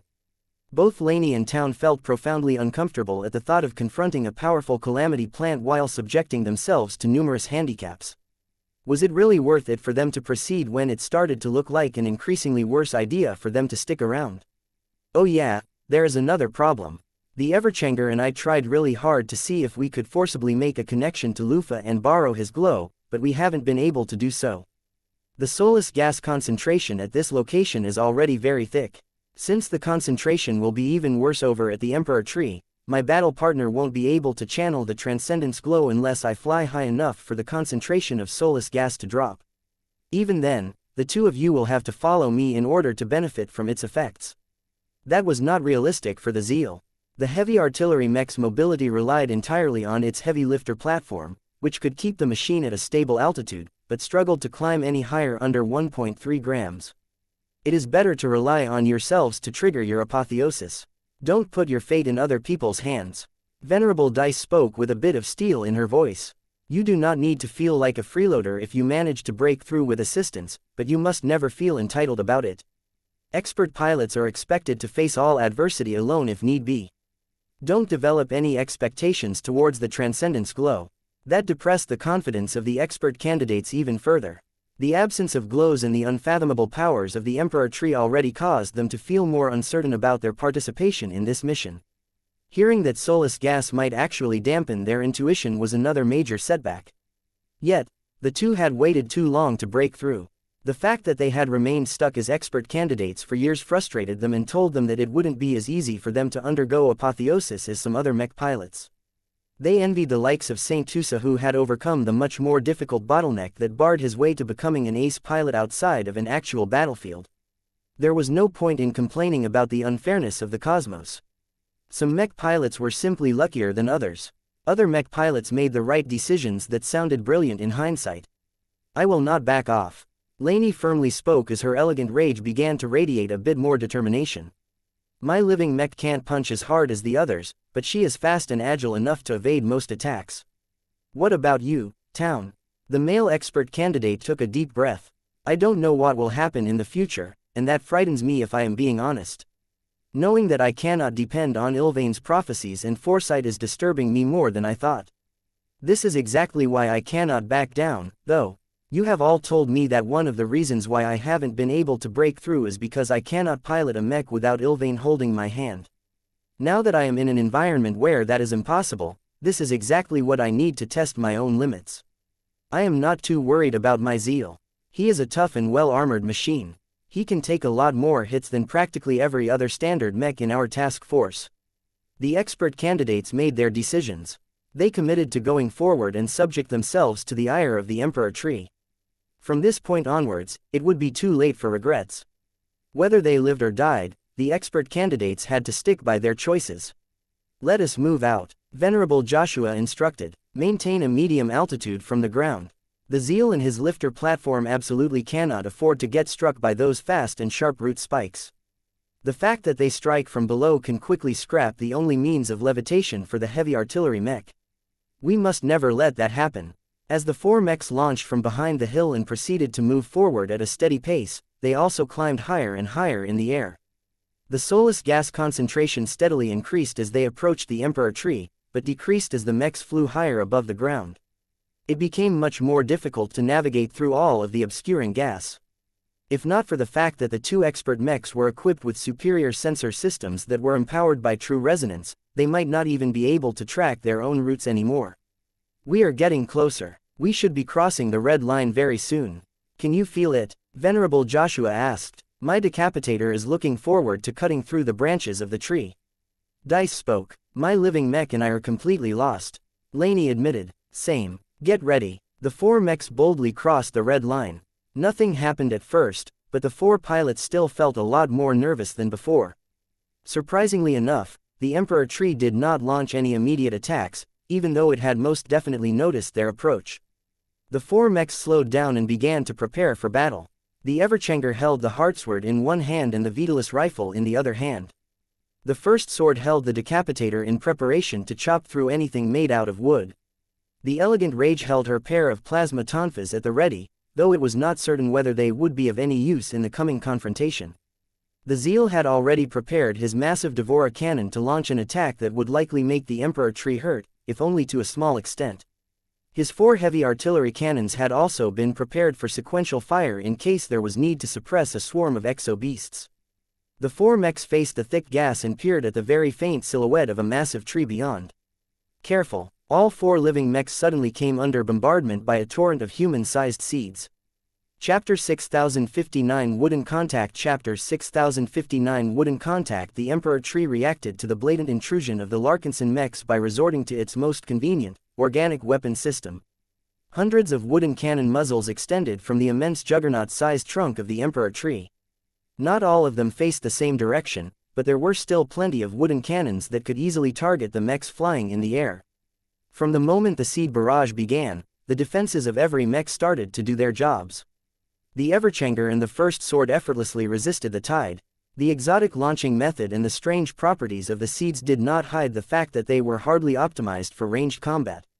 Modern cannons developed by humans had gone through millennia of technological evolution and refinement.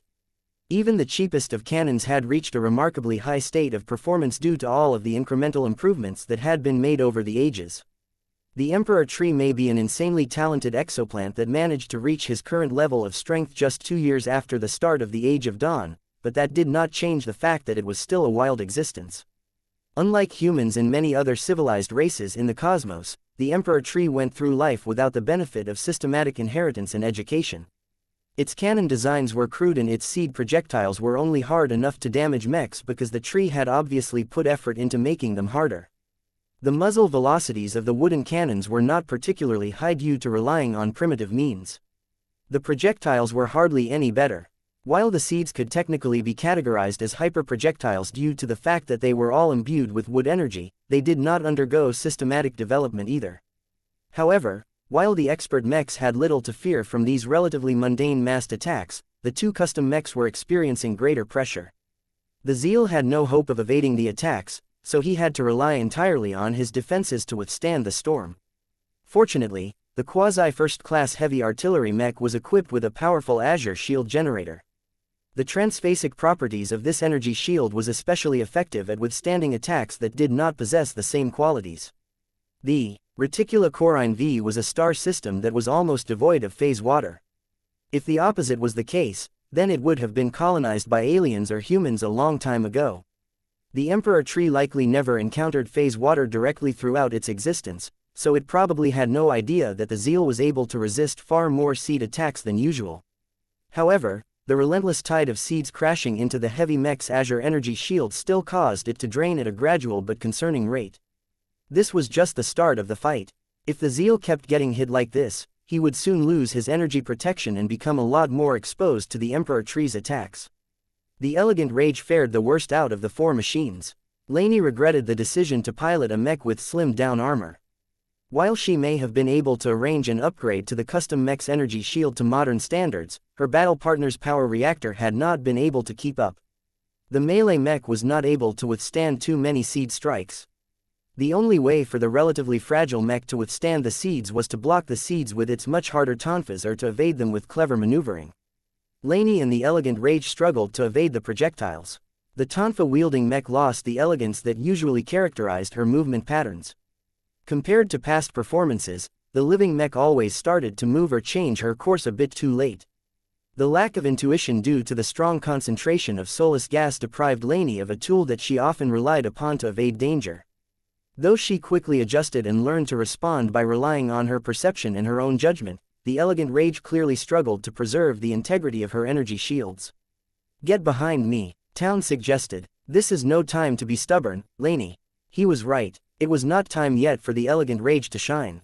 Lainey did not stubbornly stick around in order to resist the seed bombardment. She instead guided her beleaguered mech behind the Zeal's massive mech frame. The Azure energy shield projected by the larger machine easily provided full directional coverage from the Emperor Tree's seed attacks. "How many seeds can this damn tree launch?" Lainey asked in a frustrated tone. "It has already fired thousands if not tens of thousands of them already." There was no way for her elegant Rage to do anything if she continually needed to brave a rain of seed projectiles. "It won't run out anytime soon, I think," Town responded. "The tree is so huge that it should have more than enough wood and other stuff to turn into projectiles. These seeds are tiny compared to the size of its trunk. These seeds are nothing to us." The Everchanger boasted that the machine's resonance shield resisted every attack with little strain. "The only annoying part is that the rain of firepower is so dense that it is too difficult to evade the seeds entirely." Venerable Joshua took charge again. "Then let us do something about that.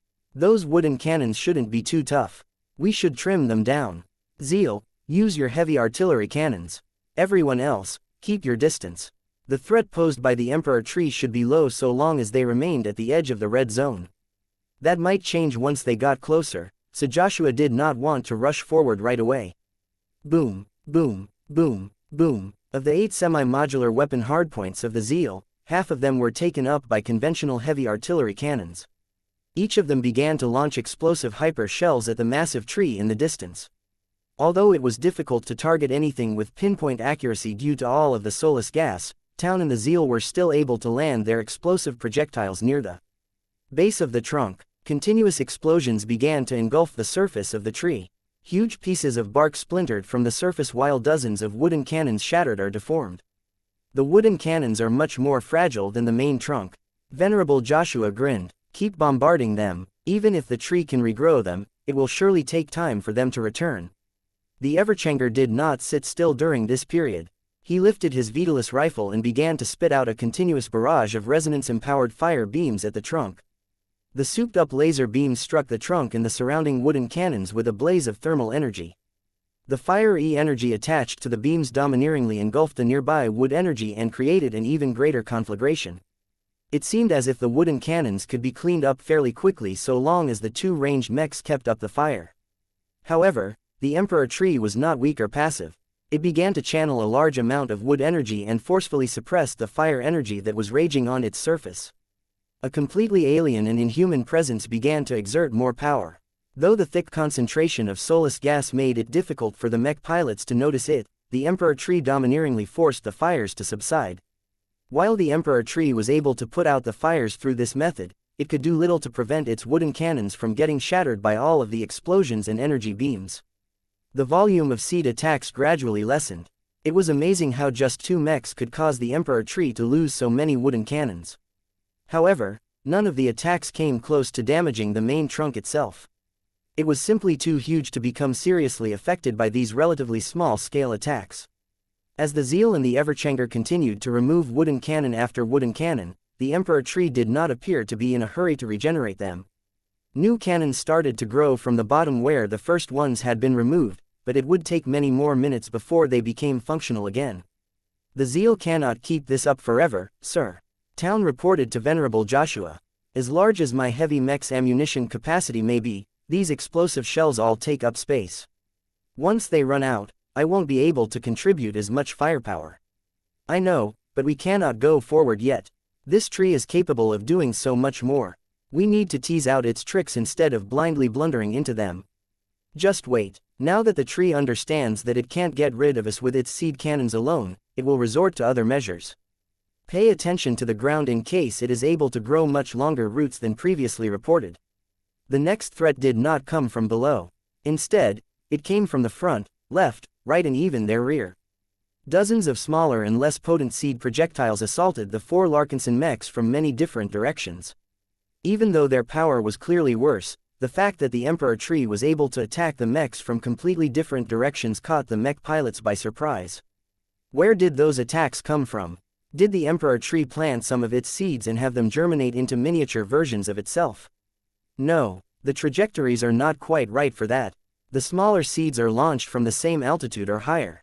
Before the 4 mech pilots could guess even further, they were all taken by surprise as more than a dozen large wooden monsters of uneven sizes and shapes emerged from the surrounding gas clouds and assailed the mechs with a variety of wooden armaments. What? Even though the high-strung mech pilots completely failed to anticipate their approach in advance, they responded quickly enough. The first sword made a quick and deceptively simple horizontal sweep with her decapitator that easily parted the wooden monsters in half. The Everchanger intercepted half a dozen of them with rapid-fire shots of his Vitalis before slashing apart the remainder with his Heartsword. The elegant Rage suddenly came into her element again. Under the direction of an eager Laney, the melee mech actively surged forward to bash and burn the roughly mech-sized monstrosities with a pair of plasma tonfas. The 3 mechs dealt with the wooden monsters so efficiently that none of them came close to the Zeal. The 3 mech pilots clearly intended for this to happen. They did not forget that the Zeal was the only machine that was unable to adequately defend himself against enemies up close. What did we just fight against? How can these wooden monsters fly? Laney wondered. Don't you think these wooden monsters look familiar?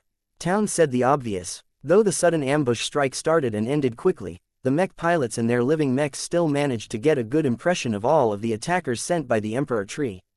In truth, the living mechs felt much more shocked than their mech pilots at this time. These are not wooden monsters. They are wooden mechs, the Everchanger declared as his 3 eyes glowed brighter. Can you not see what is happening?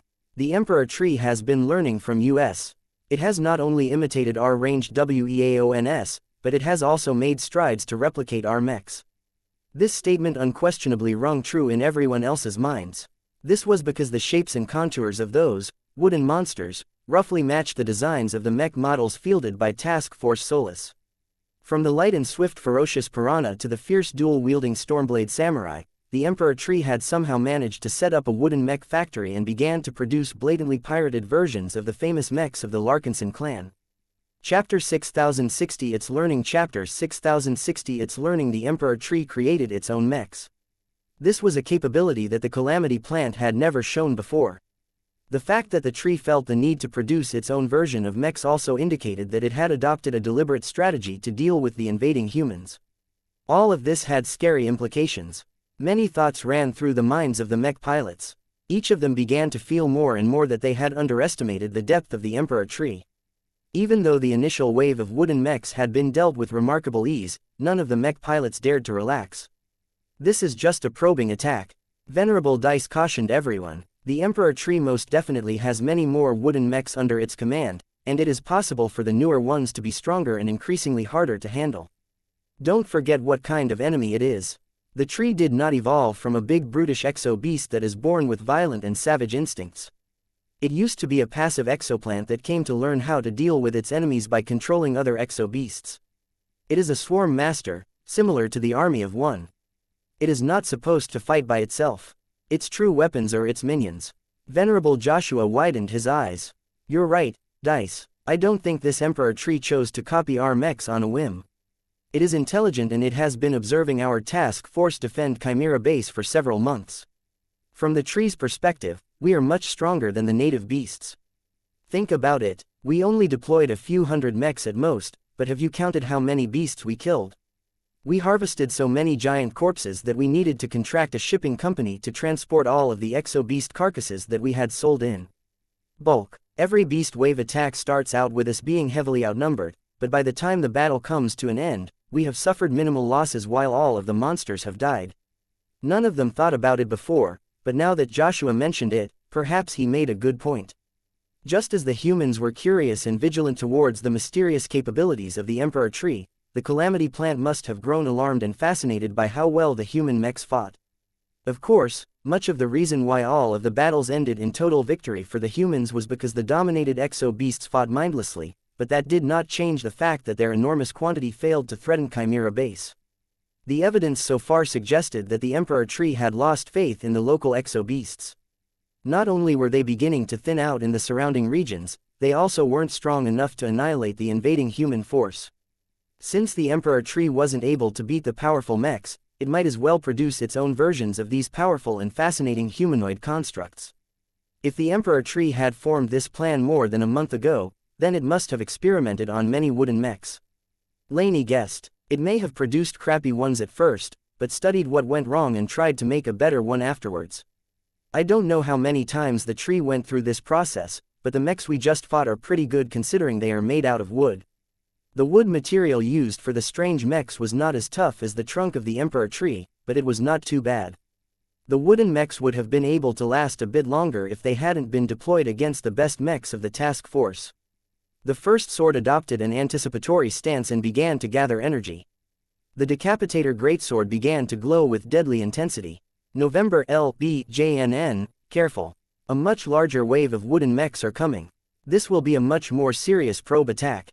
How can you tell, Dice? This soulless gas is messing up my senses. I think those wooden mechs are built with them as well. It was much harder than usual to notice their approach and take them seriously at first. Experience. This is far from my first hunt against a swarm master. I think they have come closer. Hundreds of wooden mechs suddenly emerged out of the surrounding gas clouds at a frightening short range. Elegant Rage, cover the Zeal. Joshua instructed even though the melee mech in question had already assumed the right position. Don't worry about the enemies away from the Zeal. Dice and I will mop them up. Your only job is to make sure not a single wooden mech gets to touch our heavy artillery mech, understood? Yes, sir. Hundreds of wooden mechs suddenly emerged out of the surrounding gas clouds at a frightening short range. It was absurd how well they managed to hide their presence until they were almost right on top of the actual mechs. This could no longer be explained by the high concentration of soulless gas alone. Venerable Joshua was likely correct in that the wooden mechs had been infused with this exotic substance. Not all of the wooden mechs that had exposed their existence were armed with melee weapons. There were also hundreds more ranged mechs positioned further away that had opened fire at the same time. Each of them were modeled after the Stingripper, the bright warrior in rifleman mech configuration, and even transcendent punishers that were firmly rooted on the ground. Much of the seed projectiles launched by these wooden ranged mechs actually ended up striking their melee counterparts in the back or from below. It couldn't be helped as the melee mechs did not exhibit a high degree of coordination. They simply swarmed straight at the four mechs like a horde of voracious vorabugs. This actually reduced the pressure on the human mechs and allowed them to deal with this latest threat with a bit less urgency than before. Bladestorm. Venerable Dice unleashed her empowered sword technique at the right moment. The Decapitator slashed into the air multiple times at a dazzling speed, launching a literal storm of sword energy attacks that cut and dissected virtually every wooden mech in a very wide cone in front of the expert mech. The first sword alone managed to wipe out a quarter of the wooden melee mechs at once. The Everchanger did not possess such an exaggerated ability to eliminate lots of enemies at once. The expert hero mech simply fired a multitude of fiery energy beams at low power at a rapid rate. Many wooden mechs either blew apart or caught fire after getting hit just once. The enemy constructs that managed to get close simply got brutally chopped apart by single swings of the Heartsword. Even though the Heartsword was arguably the least advanced weapon in the expert mech's arsenal, its sharpness could not be underestimated. The slaughter inflicted by the two expert mechs was impressive, especially when considering that each wooden mech was roughly as tough as a typical second-class mech. As a result, Laney and Town did not experience an excessive amount of pressure. They still needed to take care of the wooden mechs that targeted their machines, but they did not need to exchange words with each other to figure out a form of cooperation that worked out for them both. The Zeal began to lob explosive shells at large concentrations of wooden ranged mechs in the distance. Even though the thick soulless gas concentration made it impossible for his sensor systems to detect their locations, the Zeal was more than capable enough to trace the trajectories of the incoming seed projectiles and form many estimates of the approximate coordinates of their origins. Boom, boom, boom. Very faint and distant explosions sounded in the distance. The incoming fire abated almost immediately, proving that the heavy artillery mech was on the right track. Town found it must be easier to eliminate all of the wooden ranged mechs as they stupidly clumped together. However, what was special about the Emperor tree was that it often made a lot of mistakes at the beginning, but always demonstrated enough intelligence to correct its greatest shortcomings at a remarkable pace.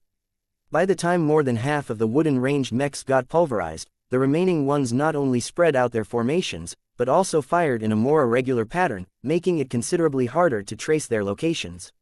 While the Zeal continued to deal with the ranged threats, the Elegant Rage diligently wiped out the wooden melee mechs that got close.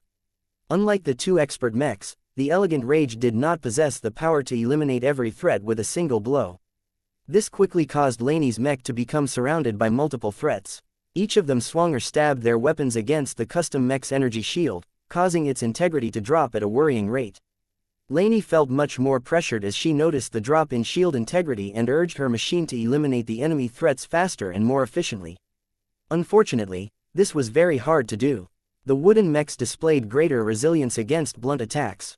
Only the plasma emitters built into the tonfas could wipe out the wooden enemies with a single hit, but they required constant delays before they were ready to discharge a lot of energy again. The Elegant Rage also fought best when she was on the move. The need to cover for the Zeal forced the melee to stay close around the heavy mech, thereby limiting how much she could avoid attacks through pure maneuvering. "You don't need to take so many hits on my behalf, Laney. My heavy mech's Azure energy shield is much stronger. The Zeal can take the abuse." "No," Laney shouted back. "I am not going to let these wooden dummies force me to compromise my mission. I will defend you even if these wooden mechs begin to dent my Elegant Rage." Her resolve pushed her to concentrate and enter a state of heightened focus that she was only able to achieve with the help of her mech model's dual glow in the past. Her mind became filled with nothing but combat instincts and techniques. Her judgment in combat became sharper, allowing her to navigate the swarm of enemies more skillfully and optimally than before. Crack, crack, crack. The tonfas wielded by the Elegant Rage began to slam against the wooden mechs with brutal but efficient strokes. The melee mech also kicked out with her legs in order to temporarily push back some of the wooden mechs. If not for the fact that the Emperor Tree's minions did not appear to possess any identifiable weak points, the Elegant Rage would have found a way to eliminate each of them with single blows. Soon enough, the wave of wooden enemies subsided. Before the human mechs eliminated the last of the wooden imitation copies, Joshua issued a quick command. "Zeal, load an immobilizer shell and launch it towards one of the surviving wooden mechs. We need to preserve one of these wooden mechs and drag it back to Chimera Base." "On it, sir." The heavy artillery mech launched a single at a wooden copy of the Storm Sword. The poor construct had no defense against the explosion of slime that rapidly engulfed its form and hardened into a very tough resin-like material. Before the trapped and immobilized wooden Storm Sword could crash onto the ground, the first sword sheathed her greatsword and picked up the wooden mech with both of her arms. "Bring it out of the red zone and drop it onto the ground. If the Emperor Tree doesn't reclaim it, we can take it along when we are on our way out. Don't forget to plant a tracking beacon." "I will not forget." The first sword's flight system activated at full blast, causing the expert swordsman mech to disappear in an instant despite carrying a hefty prize. The remaining three mechs tried their best to recover from the earlier bout and prepare for the next clash. "Get ready," Joshua spoke. "Once the first sword returns, we will advance right away. I think the Emperor Tree is done with probing us. Instead of waiting for it to launch an all-out attack, we should get close and start the process of harvesting samples. Get ready for a tough fight, and don't underestimate those wooden mechs. It will be much more difficult for us to deal with thousands of them at the same time, and the Emperor Tree itself also has a lot of means to defend itself." The mech pilots already gained a more up-to-date glimpse of the threat posed by the Emperor Tree, yet all of them were aware that they had only perceived the tip of the iceberg. Even though the tree undoubtedly had many more surprises in store, they could not continue to linger at a distance while they steadily lost more energy and ammunition. The mechs clearly wouldn't be able to win a battle of attrition against a gigantic calamity plant in the latter's home turf, so the mission needed to be concluded sooner rather than later. Chapter 6061 Immature Wooden Constructs Chapter 6061 Immature Wooden Constructs During the time the four mechs faced the Emperor Tree's probes, two mech designers quietly observed the proceedings from afar. Kedis and Vase had successfully employed a remote avatar channeling technique to deposit their respective companion spirits into their masterworks. For now, Blinky remained quietly embedded inside the Everchanger while Sharpie continued to ride inside the Decapitator. Neither companion spirits spent any effort to aid the expert mechs. There was no need to provide any assistance as the high-tier expert pilots were already strong enough to take care of themselves. So far, the probing attacks allowed the two sides to gather a lot of information from each other. The Emperor Tree gained a very clear understanding of the individual combat capabilities of each of the four mechs. The two expert mechs stood out for their remarkable attack power and their incredibly strong resonance shields. The two custom mechs were remarkably weaker, but they excelled in either melee or ranged combat. The combination of the four mechs was very difficult to deal with, but the Emperor Tree apparently did not perceive an acute threat towards its life, or else it would have gone all out a lot sooner. If the Calamity Plant was truly a sapient being with the capacity to think in a logical manner, then it should understand the importance of planning and timing. It became apparent that neither side intended to fight a decisive battle that would decide the overlord of this region on this day. That did not mean that the Emperor Tree intended to be lenient towards the invading mechs. Whether it understood that the mechs needed to return to Chimera Base in order to supply valuable data and tissue samples to the Larkinson Biotech Institute, the Emperor Tree was not about to let them return alive. In the meantime, the human mech pilots grew more and more vigilant towards the Emperor Tree. Their understanding of calamity beasts was relatively poor. The galactic net hardly supplied any detailed and reliable information on these mysterious twice-evolved creatures. The Hunting Association probably conducted the most research on them, but its most valuable data was only available to hunters and cooperating biotech organizations. If the Larkinsons really wanted to, they could probably gain access to that valuable data, but that would require them to pay a price and become more entangled with the recently reformed and expanded association. When Task Force Solus initially arrived in orbit of Reticula Corine V, the Larkinsons chose to collect information about calamity beasts themselves. There were over a dozen of them on this untamed planet alone, so that should make it easier to figure out their capabilities. At least that was what they thought. What the Larkinsons did not account for was that the calamity beasts were considerably more intelligent, powerful and adaptive than they thought. Compared to mutated beasts, the difference was like night and day. The Larkinsons learned the hard way that despite the lack of an overpowering Saint Kingdom, the claim that calamity beasts should be regarded as beings on the same level as ace pilots became more and more justified. Perhaps the only consolation to Venerable Joshua and the other three mech pilots was that the Emperor Tree's comprehensive power did not exceed that of a junior ace pilot. That was still a powerful being, but it was not entirely unbearable as Venerable Joshua and Venerable Dice were already ace pilot candidates. Only a single barrier separated them from sainthood. Still, the Emperor Tree had not yet demonstrated all of its capabilities. The ability to replicate mechs with its own wooden variant was the biggest surprise of this encounter so far. How many wooden mechs did it manage to produce? Were any of them stronger than the ones shown before? What exactly controlled these mechs in battle? More importantly, what could Vase learn from these remarkable creations? Vase fixated on the latter question the most. From the moment he observed the wooden mechs emerging from the clouds, he instantly became fixated as if he had just come across an entire basin filled with phase water. As a man who craved novelty, how could he not become charmed by the Emperor Tree's weird attempt at replicating mechs? Even though the Calamity Plant obviously did not possess a systematic understanding of basic science and engineering, the massive creature clearly possessed its own special talent and abilities. For it to be able to make a poor but relatively functional imitation of mechs already elevated the Emperor Tree far beyond any other calamity beasts and plants as far as Vase was concerned. Vase even developed a strong urge to preserve the Emperor Tree and maybe even seek cooperation with it. From his perspective, it would be a waste to destroy such a magnificent and productive entity. However, according to the Hunting Association and other sources, calamity beasts and to a certain extent plants were fundamentally hostile towards civilized life forms. They had proven to be utterly unreliable and untamable. Many forces had already attempted to do so, but it had always ended in disaster. Perhaps the reasons for all of these failures was because of lack of knowledge. There were still a lot of groups out there who stomached the losses and continued to perform different experiments. The hope was that they would finally be able to develop their own proprietary taming method through trial and error.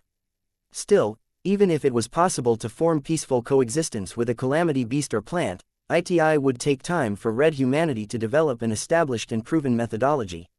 If the Larkinsons wanted to tame their own calamity beast, then they had to take a lot of risks and potentially incur a lot of losses before they could get everything right. This was clearly not an easy task to say the least. Vase did not dare to think about it any further. This was not the right time and place to harbor wild ambitions. What do you think about the wooden mechs, Kedis? Vase asked over the still active communication channel. Deep inside the wild torch, the swordmaster furrowed her brows as she continued to think about what Sharpie managed to perceive of the strange imitation products. They cannot be defined as mechs. She spoke with certainty. Sharpie is not as good at sensing life as you, but she has only sensed one controlling spirit inside each wooden construct, and it is not too strong either. They were all spawned by the Emperor Tree a relatively short time ago and developed to their present size and strength in haste. It would be more accurate to say that they are wooden battle bots. Vase nodded in agreement. I concur. Blinky is able to perceive a lot of interesting details about these wooden constructs. What I can tell you is that they are all strongly infused by fairly high-quality wood-y energy. What is special is that the constructs themselves are not strong or developed enough to generate all of this wood energy. It is instead supplied by the Emperor Tree from remote. Whether accidentally or through deliberate attempts to imitate my living mechs, it has found a way to assume a role similar to a design spirit. Since it is the creator of its own wooden constructs, it is trivially easy for the Emperor Tree to forge a strong bond with these detached products. In fact, becoming a design spirit was not very difficult so long as the receiving party was sufficiently alive. The wooden constructs may be awful at replicating the full brilliance of their authentic mech counterparts, but they were alive in a sense. Combined with their fantastic affinity with wood energy, it became easy for the Emperor Tree to convert its creations into tiny wooden extensions of itself. So the wooden mechs are not completely independent, but they are not directly controlled by the Emperor Tree either. Kedis summarized. Either way, neither option is good at piloting mechs. The Calamity plant may have attained some success in replicating our mechs, but it is much less able to replicate the decades of education, training and combat experience of actual mech pilots. It is learning quickly, though. Have you noticed that the second wave of wooden mechs started off the previous bout with absolutely no sign of any deliberate tactics and positioning, but gradually began to adjust their operations as they suffered disproportionate losses?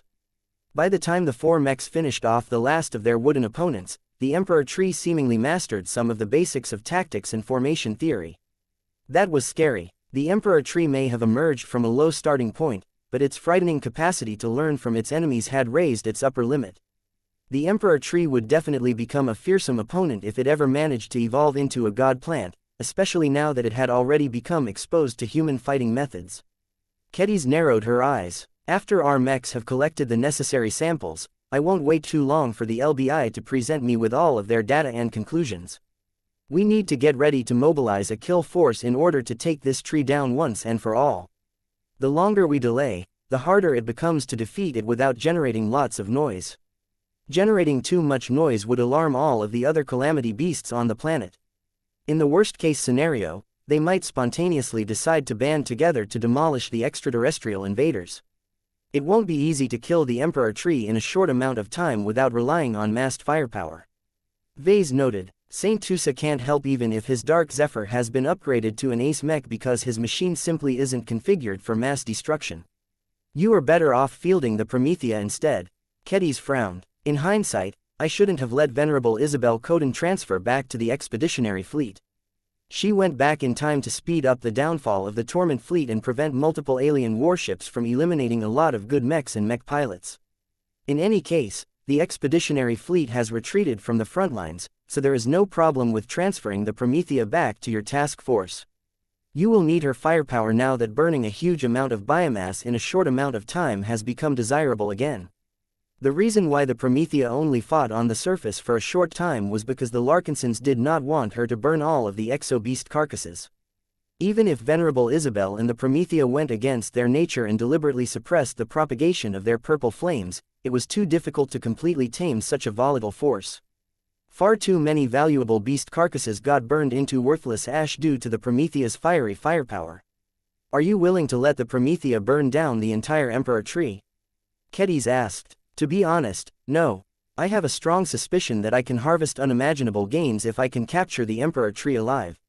It would be irresponsible for me to request your task force to subjugate it to the point where it has completely surrendered to our control. Just do your best to harvest as many gains as possible. Even if the tree is lost to us forever, we will most certainly encounter other calamity trees in the future. We don't need to get too hung up over missing a lot of opportunities this time. It was not quite certain what Vase could gain out of studying the emperor tree anyway. Perhaps its wooden constructs did not really possess anything significant that was worth studying in reverse engineering. Wait, that was not quite true. Vase could think of one benefit that elevated the research value of these wooden creations. Did you notice that both the emperor tree and these wooden constructs have infused soulless gas into their structures? This has made them a lot more difficult to detect and read through different means. The effect is remarkably stable and consistent. We may be able to learn a thing or two about how to make practical use of soulless gas by studying the powerful tree's methods. Depending on the supply of soulless gas and the ease of integrating this exotic substance into metallic mechs, this could potentially make every Larkinson mech harder to detect and read. Chapter 6062 The Potential of Elemental Mechs Chapter 6062 The Potential of Elemental Mechs There was one other idea that Vase had in mind. It was such an outlandish one that he did not dare to share it with Kedis. The idea was simple. Although the technical properties of the wooden constructs were not too strong and impressive, they were mainly limited due to the suboptimal circumstances of their creation. The emperor tree did not have access to top materials. It knew nothing about systematic mech design. It lacked the most fundamental understanding of the concepts behind mechs. What if a real mech designer took this method and designed a proper, wooden mech? Was it possible for Vase to collaborate with the emperor tree or use it as an organic mech production facility to create all kinds of strange and exotic wooden constructs that could be piloted like conventional mechs? Vase grew incredibly curious about this possibility. Although the current wooden mechs produced by the emperor tree did not have a lot of remarkable properties so far, they did have a few merits that were hard to replicate by ordinary metallic mechs. First, the wooden mechs seemed to possess regenerating qualities. This was hard to notice at first because all of the Larkinson mechs demolished the wooden constructs far too quickly for the regeneration to become noticeable. It was only when Vase paid attention to the wooden mechs damaged by the elegant rage that he noticed this quality. The wooden mechs recovered relatively rapidly with the help of an abundant infusion of wood energy. What was even more remarkable was that the efficiency was remarkably high. The emperor tree only had to inject a bit of wood energy to regenerate a major wound. How could this be possible? Why was the wood produced by the emperor tree so malleable and easy to manipulate? After going through his observations, Vase believed that one of the secrets may be the remarkable sap that was circulating inside the wooden constructs. This sap produced an undeniable attraction to Vase. It was filled with such a high concentration of wood and possibly even life energy that he couldn't help but develop new ideas. Different from metallic mechs, the wooden mechs were undoubtedly a lot more compatible with life energy. Vase believed he could explore a lot of interesting facets about living mechs if he started to experiment by applying his design philosophy to the emperor tree's exotic creations. Aside from that, Vase also developed a bolder and more daring idea. What would it be like if he combined the Karman system with a wooden mech? The new and potentially greater synergies produced from this unusual combination might actually spark the birth of an entirely new subcategory of Karman mechs. Vase already came up with the concept of Bloodfire mechs as a potential upgrade path for regular Karman mechs. Just like the Dominion of Man, Bloodfire mechs theoretically had the ability to utilize fire energy as a substitute for blood as a binding medium. When he looked at the crude wooden mechs produced by the Emperor Tree, he had a feeling he could use the organic circulation system of these constructs as another substitute of blood. If he had to call it by a name, then he would call these hypothetical creations Woodsap mechs, as they derived their power from the incredibly nurturing Woodsap pact between a Karman mech and a mech pilot. In fact, he speculated that he did not even need to design and grow a full wooden mech in order to develop a Woodsap pact. Only the internal circulating system that was normally used to circulate human blood had to be replaced by a special wooden version. So long as the compatibility between a wooden version of the Karman system and the mech was not too bad, the two should be able to get along well. Vase widened his eyes. This is an excellent addition to the upcoming Everchanger Mark III project. The Everchanger was the only Larkinson expert mech that was biased towards life. While that did not necessarily align him towards the wood attribute, the compatibility between the two concepts was high. At the very least, An upgrade in this direction would truly turn the Everchanger into a regenerating powerhouse that possessed enhanced nurturing properties. Vase was pretty sure that no other mech like this could ever exist. The Everchanger would be an utterly unique and unforgettable living mech that had developed in a unique trajectory. His excitement suddenly dropped when he reminded himself that the decision to convert any machine to a Karman mech had to depend on the will of the mech pilot. Even if the Everchanger was technically the property of the Larkinson clan, thereby granting Vase the absolute right to do anything he wanted to his asset, Venerable Joshua had long regarded his battle partner as his possession. If he ever advanced to the rank of ace pilot, then it was practically unthinkable to recall an ace mech from a saint regardless of who owned the machine on paper. The extraordinary high status of ace pilots along with the incredibly unfair preferential treatment provided by the Red Association had firmly cemented this precedent. It was the privilege of a mech designer to be able to supply an excellent mech to an excellent mech pilot. In any case, even if Venerable Joshua wanted to keep his options open for whatever reason, Vase could just design a woodsap mech from scratch. Perhaps it was better this way as he could account for the presence of a woodsap system in a mech from the start instead of trying to cram it into an existing machine. Ves's breathing grew heavier. He wanted to work on such a project right away. He needed to gain the power of the Emperor Tree in order to get started on such a profoundly exciting extension of the Karman system. He could feel his design flame shaking as if his design philosophy might actually be able to progress by another step once he successfully realized this innovative concept. His eyes suddenly widened as he made another shocking inference. Wait, is this a potential way for me to realize my design philosophy? Can I become a master mech designer by developing variations of the Karman system based on the 5 classical elements? At first, the entire notion sounded stupid and arbitrary to Vase. Why would developing 5 seemingly random elemental variations of the Karman system allow him to realize his design philosophy? Then he thought about what it would be like if 5 Karman mechs that were strongly aspected towards 5 classical elements joined up and fought alongside each other. Vase could not imagine how powerful they would become when their respective elements synergized with each other in the most astonishing manner. So long as their teamwork was not too bad, they should easily be able to take advantage of the mutual transformations and other interactions between the 5 elements to exert power far beyond their individual capabilities. Vase imagined that it would be similar to bringing a split version of the ill-fated elemental lord to life. An outrageous notion suddenly entered his mind. It may even be possible for the combination of 5 ace mechs with different elemental Karman systems to gain the effective combat power of a god mech. That was a crazy idea. It was far too unrealistic. It could never happen in reality. The chasm between ace mechs and god mechs was so wide that it could not be bridged by relying on quantity alone. No matter whether there were 5 or 50 ace mechs, each of them were as weak as babies in front of a single god mech. Vase needed to temper his expectations. Even though the synergies could not be maximized due to the fact that the 5 elements were all rooted in different mechs, they should still be a lot higher than nearly anything else that other mech designers could produce. It's not going to be easy, though, he muttered to himself. I need to develop a Karman mech based on the water, earth and metal element as well in order to round out my collection. Vase was not sure whether this was even feasible or possible on a technical level. He only coincidentally came up with the concept of woodsap mechs by having Blinky ride along the Everchanger during this mission. If Vase did not glimpse the Emperor Tree's wooden constructs and drew all kinds of inspiration from their remarkable properties, he may have never been able to come up with a promising idea to combine the wood element with the Karman system. Personally, Vase was not quite certain whether he wanted to embed the 5 classical elements into his design philosophy. It would make his work a lot more convoluted and difficult to learn by other mech designers. It may also make his subsequent attempt to become a star designer exponentially more difficult.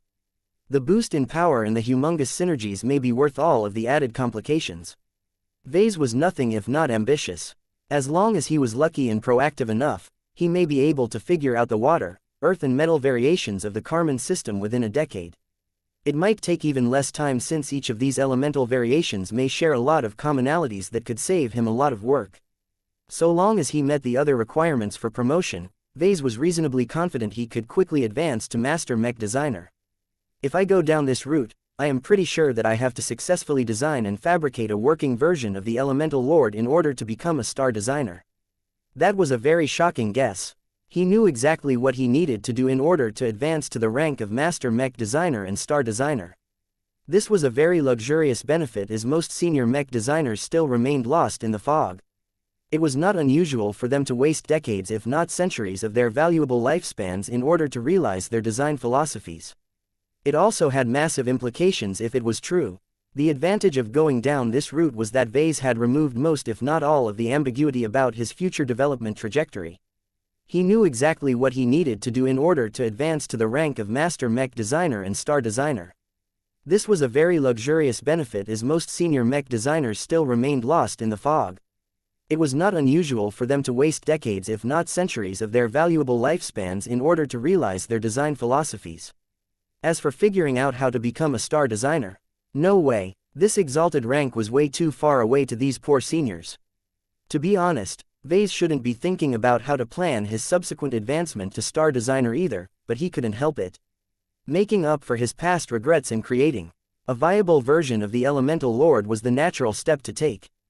Vase still felt rather reluctant to commit to this path. His dream was to become a proper mech designer, but getting too entangled with the 5 elements would yank him way too far into cultivator territory. This was not necessarily a bad development, but Vase was not quite sure whether it matched his style and inclinations. In his heart, he would much rather focus on improving the more fundamental life aspect of his living mechs. He much preferred to pursue his previous potential advancement opportunity by collaborating with Alexa Strian on combining the Carmen system with her living legacy mechs. The intended outcome was to create Carmen mech pilots that could freely interface with every Carmen mech that belonged to the same living mech dynasty. This not only justified the existence of Alexa's works, but also circumvented the greatest shortcoming of Carmen mechs, which was that mech pilots were normally bound to a single partner for the rest of their lives. The issue is that this research direction won't make my Carmen mechs stronger.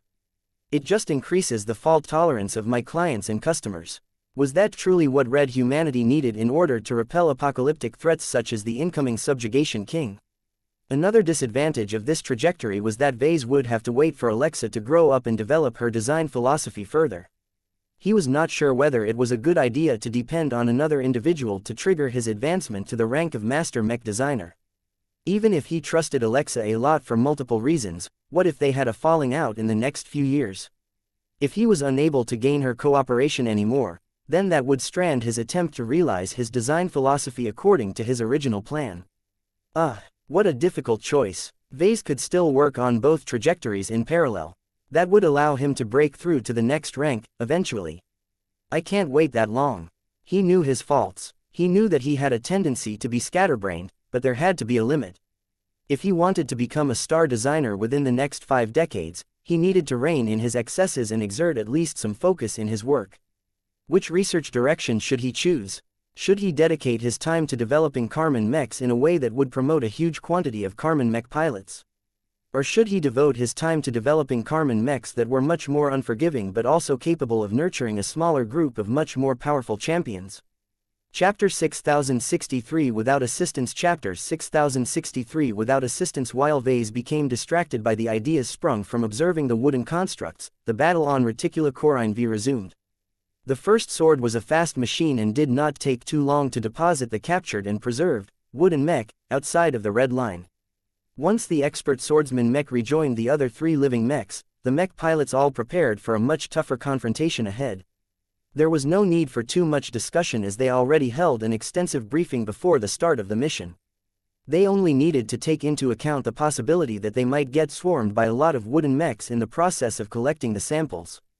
The good news is that we have tentatively secured at least one sample, and it is probably the most valuable one of all as far as our clan is concerned. Venerable Joshua spoke. If we fail to gather any other samples for the remainder of this mission, we won't return empty-handed. Although he did not mention it, the expert pilot clearly detected the presence of Blinky and even Sharpie. With his heightened sensitivity towards life, Joshua was even able to sense Blinky's constrained excitement towards the wooden mechs. It was not difficult to conclude that the wooden constructs produced by the Emperor Tree held a lot of research value to Vase. This was also the reason why Joshua ordered the first sword to bring the captured specimen out of the red zone right away. Agree. Venerable Dice said, we cannot afford to linger too long here. The Emperor Tree is not strictly an ambush predator. It is a tree version of a persistence hunter. It wants us to stay as long as possible and outlast us in a battle of attrition. It may even be smart enough to present attractive bait to us. We cannot fall for its trap.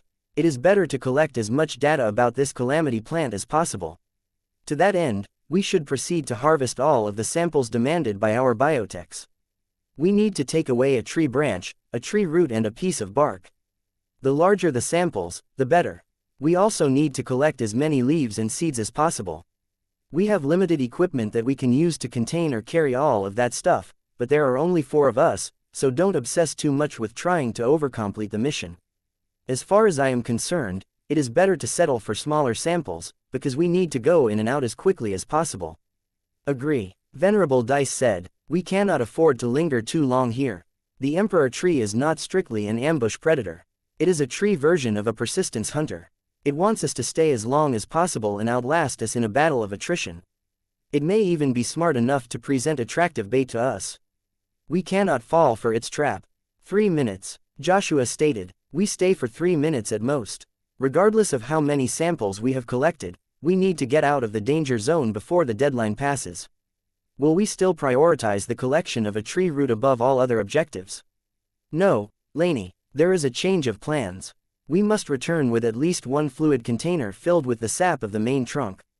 That caused the other 3 pilots to frown, as it was the riskiest objective by far. Anyone could tell that lingering close to the trunk would provoke the most violent reaction from the emperor tree. I will do it, Venerable Dice proposed. My decapitator should be able to cut straight through the thick back. Joshua shook his head. No, my mech and I will do it. Your first sword is harder to hit, but this mission requires your living mech to linger at a single location for a longer period of time. My Everchanger is not a defensive machine, but he is tougher and better able to recover from serious hits. Focus on the roots instead. Those look like they are just as hard to cut through. We shall not fail. The first sword answered on behalf of her mech pilot as her greatsword glowed with increasing sharpness. What about us? Laney asked. Stick to the original plan, but with adaptations. The Zeal should focus his Devora cannon on trying to sever one of the tree branches, but reserve his heavy artillery cannons to mopping up the seed cannons and wooden mechs. The Elegant Rage must guard our only heavy artillery mech and be ready to act as an emergency porter if necessary. In fact, the latter shouldn't happen now that the Emperor tree exposed its wooden mechs. It was far more important to protect the Zeal than to collect more samples. After issuing a few instructions, Joshua finally gave the command. Start. The 4 mechs blasted directly towards the Emperor tree. Even though the machines had already crossed the red line, they had maintained enough distance to slightly lower the calamity plant's vigilance. Their bold and unconstrained approach changed all of that and caused the Emperor tree to go all out in repelling the incoming intruders. Loud wooden groans and cracking noises sounded as the gigantic tree began to sway.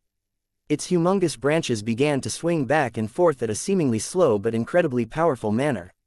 Winds whipped and leaves flew into the air as the turbulence produced by the violent motions completely turned the airspace around the Emperor tree into a no-fly zone. The thick soulless gas did not help matters either.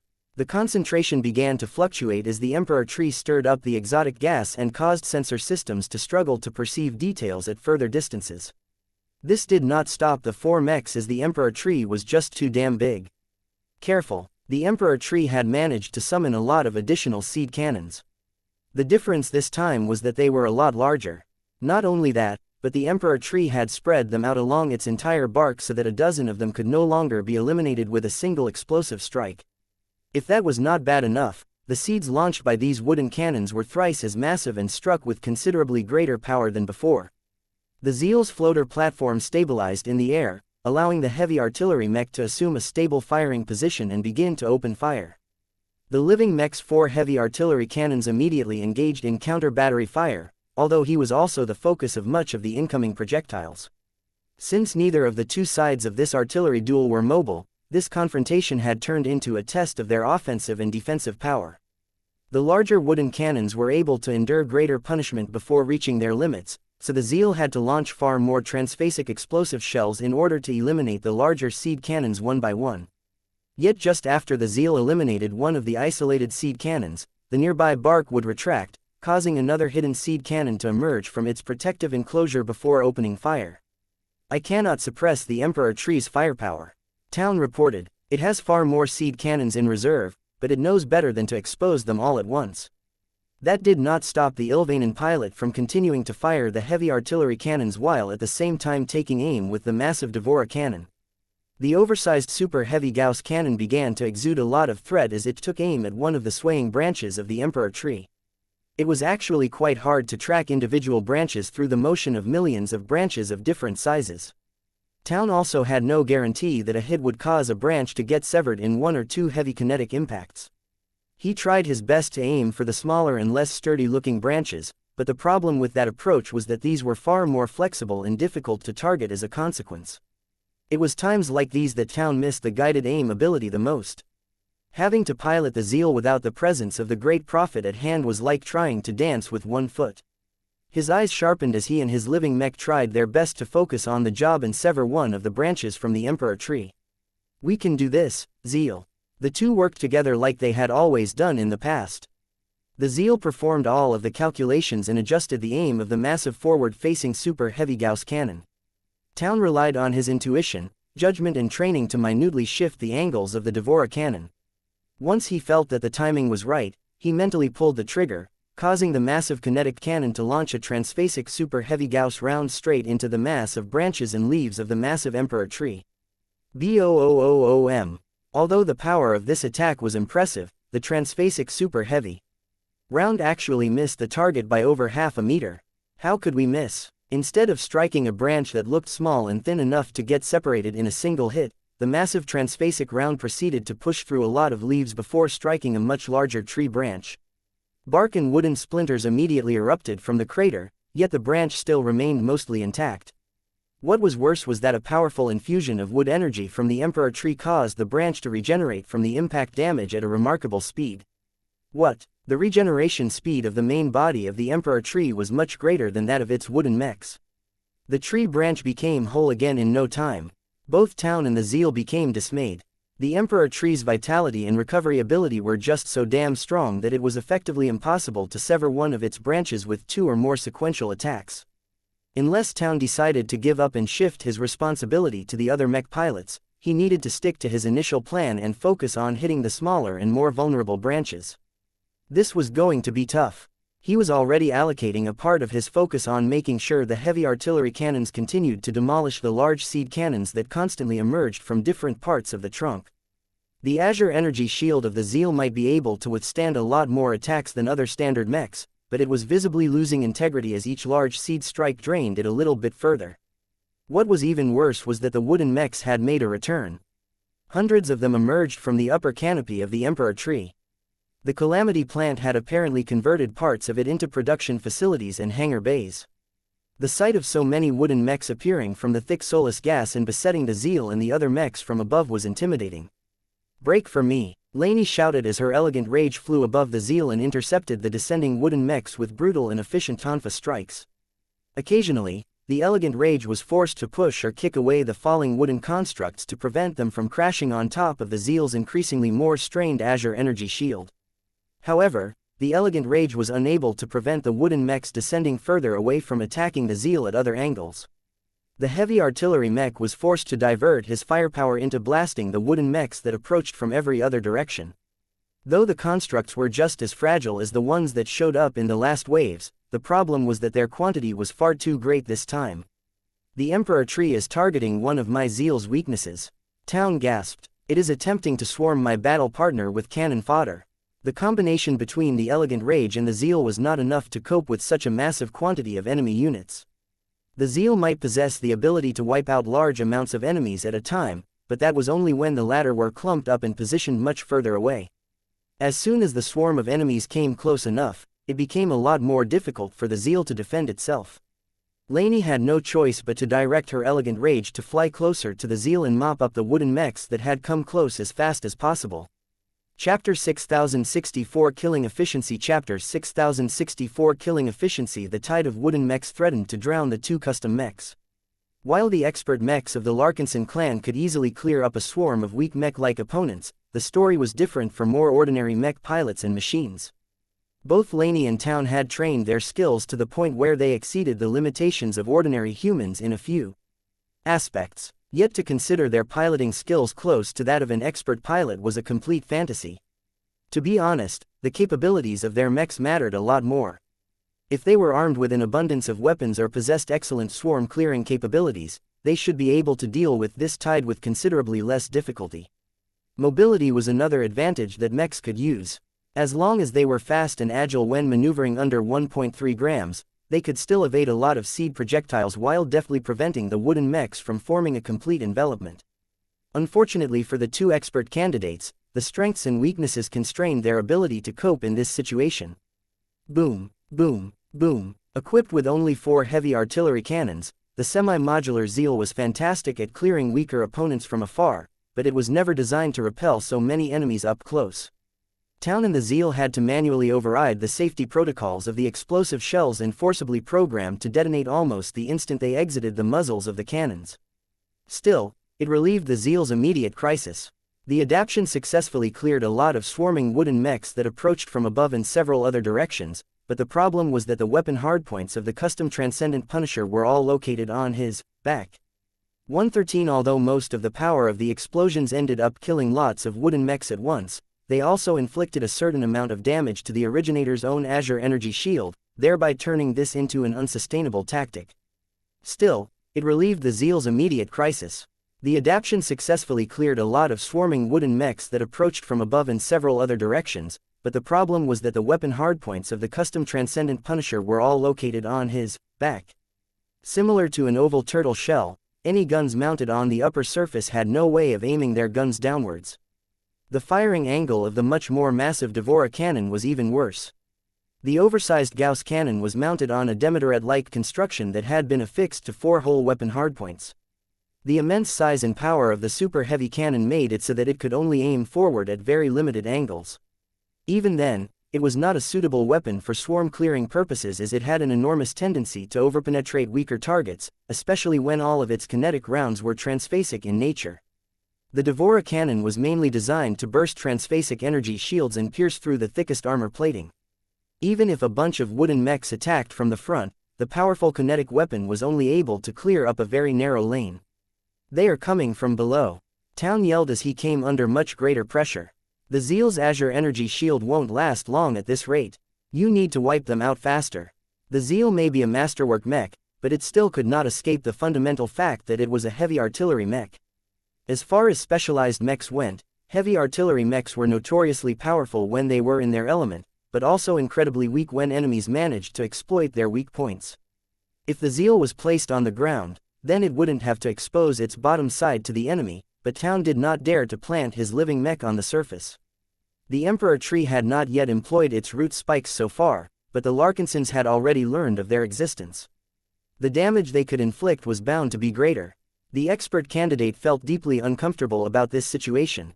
He and his battle partner had volunteered for a mission where they were placed as far away from their ideal circumstances as possible. Instead of being safely ensconced in a sturdy and solid bunker on a capital ship, the Zeal was completely exposed from every direction. Instead of being guarded by hundreds if not thousands of friendly mechs, the Zeal could only count on the inadequate protection of the Elegant Rage. Instead of being able to eliminate swarms of enemies from tens if not hundreds of kilometers away, the Zeal was forced to repel many of them at close to point-blank range.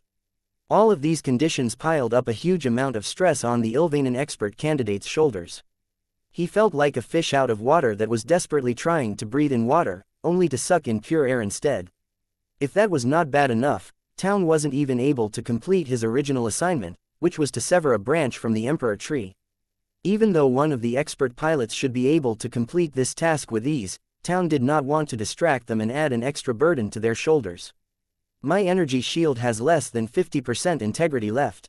Town understood the appeal of first-class multipurpose mechs a lot better now that he had ended up in this dire predicament. They might not be particularly outstanding in any aspect, but their lack of obvious weaknesses made them a lot safer. Town had not ended up in such a dire life-threatening situation for years. His breathing grew a lot heavier while sweat poured from his brows. Though Lainey's ability to keep her Elegant Rage intact was a lot better, the melee mech was also out of her element at the moment. 125 During previous battles, the Elegant Rage always fought alongside thousands if not tens of thousands of mechs of the Golden Skull Alliance. Though his Zeal remained stable on top of the floater platform, this illusion of stability would not last forever. If the wooden mechs from below were not dealt with soon, the Zeal would definitely lose its ability to levitate in the air. Lainey, I am doing my best, town, but my killing efficiency is too low.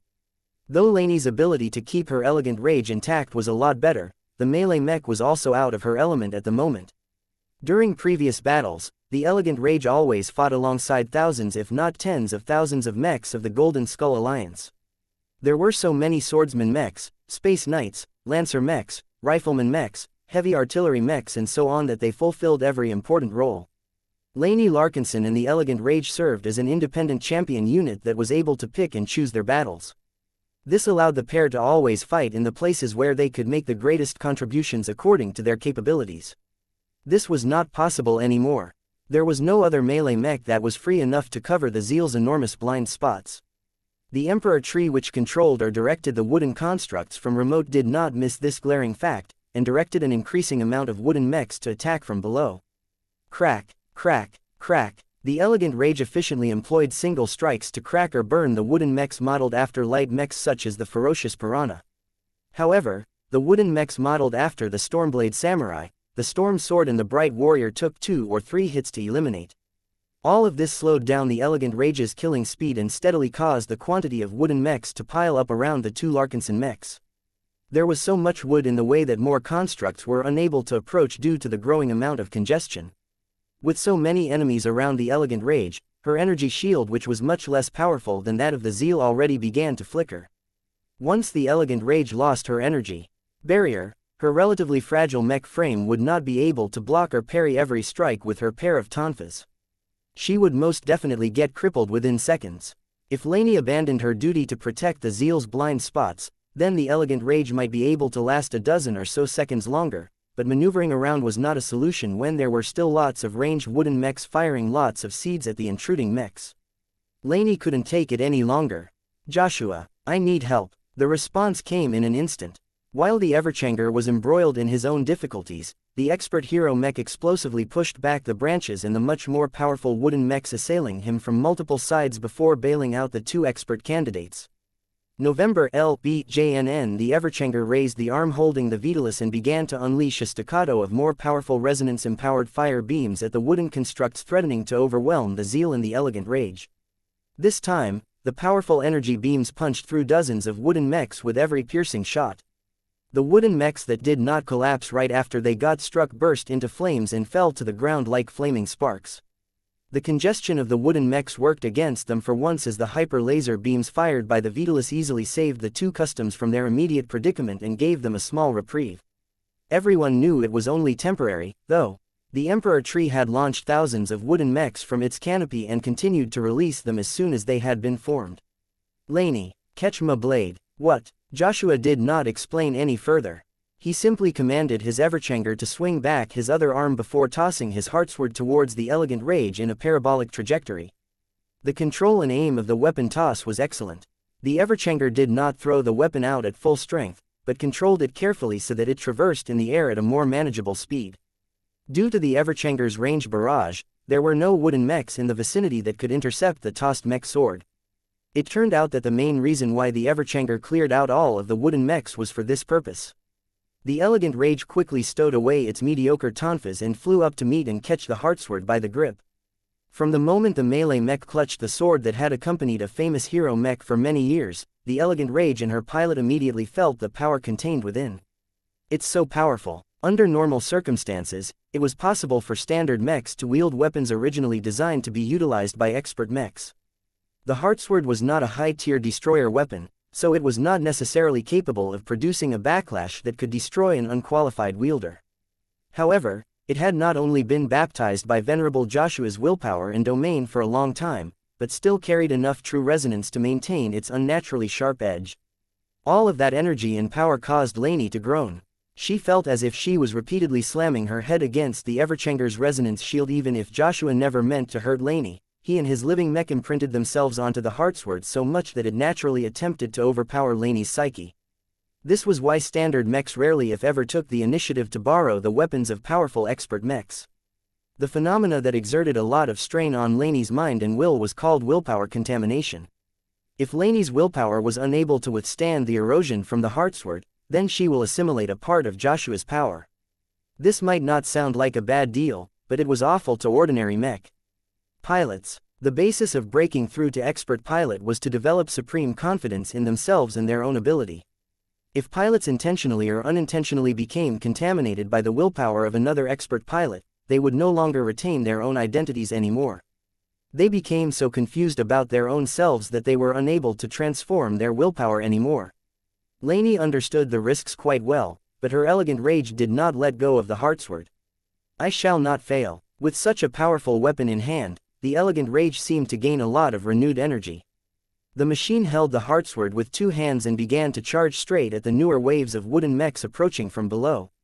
Crack, crack, crack. A multitude of wooden mechs broke in half or shattered into multiple pieces as the heartsword easily cut through them in a single swing. Millions of wooden splinters exploded in the air, slightly obscuring the elegant rage as she began to charge towards other wooden mechs before rampaging in their midst. This is real power. Lainey ecstatically yelled as her elegant rage's killing efficiency skyrocketed. She became so buoyed by the superior performance of the heartsword that her good mood made the pressure of holding this expert mech sword more bearable. Now that the zeal was no longer getting assailed from all sides, Town was finally able to allocate greater focus towards severing one of the swaying tree branches. Chapter 6065 Am I not as good as I thought? Chapter 6065 Am I not as good as I thought? The elegant rage gained new life after she had obtained a new weapon. The heartsword may be the least fanciest weapon in the Everchanger's arsenal, but that did not change the fact that it was far tougher and sharper than practically any other blade wielded by a standard mech. It was a disproportionately powerful weapon when wielded by a standard mech. Lainey completely forgot about her custom mech's tonfas and eagerly began to revive all of the swordsmanship skills that she had accumulated and inherited in the past. The heartsword was explicitly designed as a handy alloy sword that was meant to be wielded by a single hand. Unlike the long and massive great swords wielded by many sword-maiden mechs, the heartsword's mass and length was not particularly high. The elegant rage possessed enough physical power to cut through one wooden mech with the heartsword, but it was a lot more difficult to cleave through other enemies with the same blow. This was not a failure on the part of the heartsword. It was already a sharp weapon on its own, and the true resonance imbued by Venerable Joshua directly enhanced this trait. However, now that the heartsword had left the Everchanger's hand, the weapon was not able to maintain a solid connection to Joshua's willpower. The empowerment from true resonance had become feebler as it needed to last for the remainder of the engagement. This forced Lainey to make adaptations to her combat approach. Her elegant rage began to maneuver more violently in the air. Only by building up momentum was she able to generate the greater forces required to cut through multiple wooden mechs at once. Though Lainey did not have much practice with wielding such a powerful weapon with limited reach with two hands, she applied all of her relevant skills and adapted them according to the situation. 058 Holding the weapon with two hands also allowed the melee mech to maintain a firmer grip on the heartsword.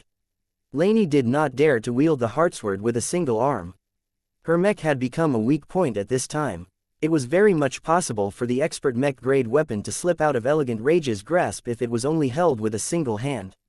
Though Lainey did not have much practice with wielding such a powerful weapon with limited reach with two hands, she applied all of her relevant skills and adapted them according to the situation.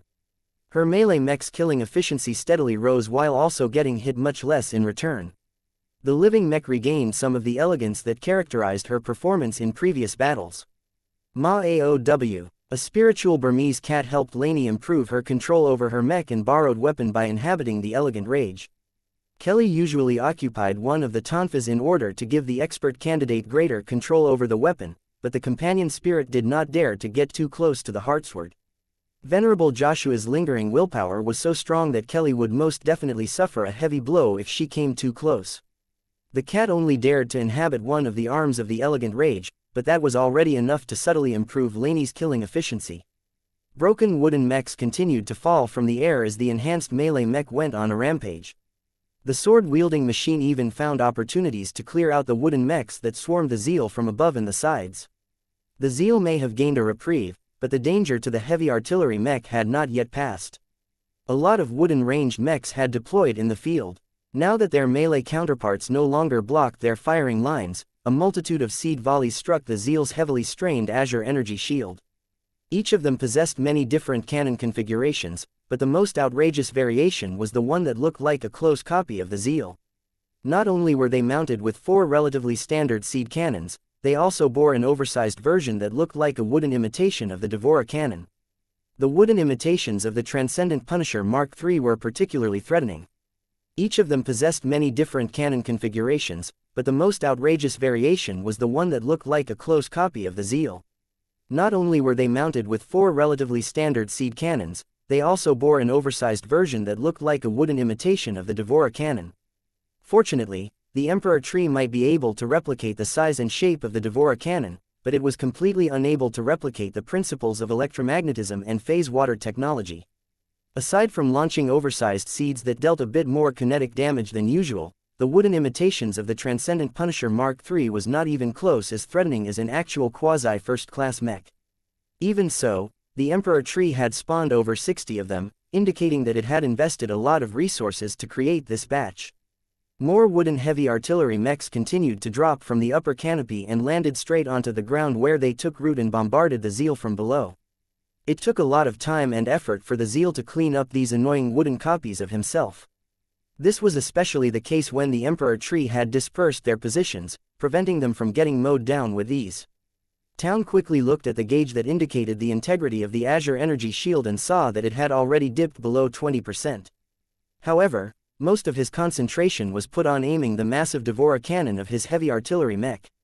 He aimed the massive super heavy Gauss cannon with great care.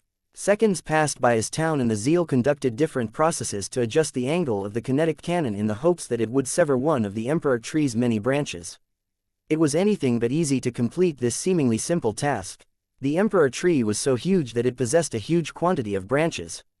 Several of them were large and thick, but there were also many more that were relatively small and slender. However, the Emperor tree made it very difficult to target these smaller branches.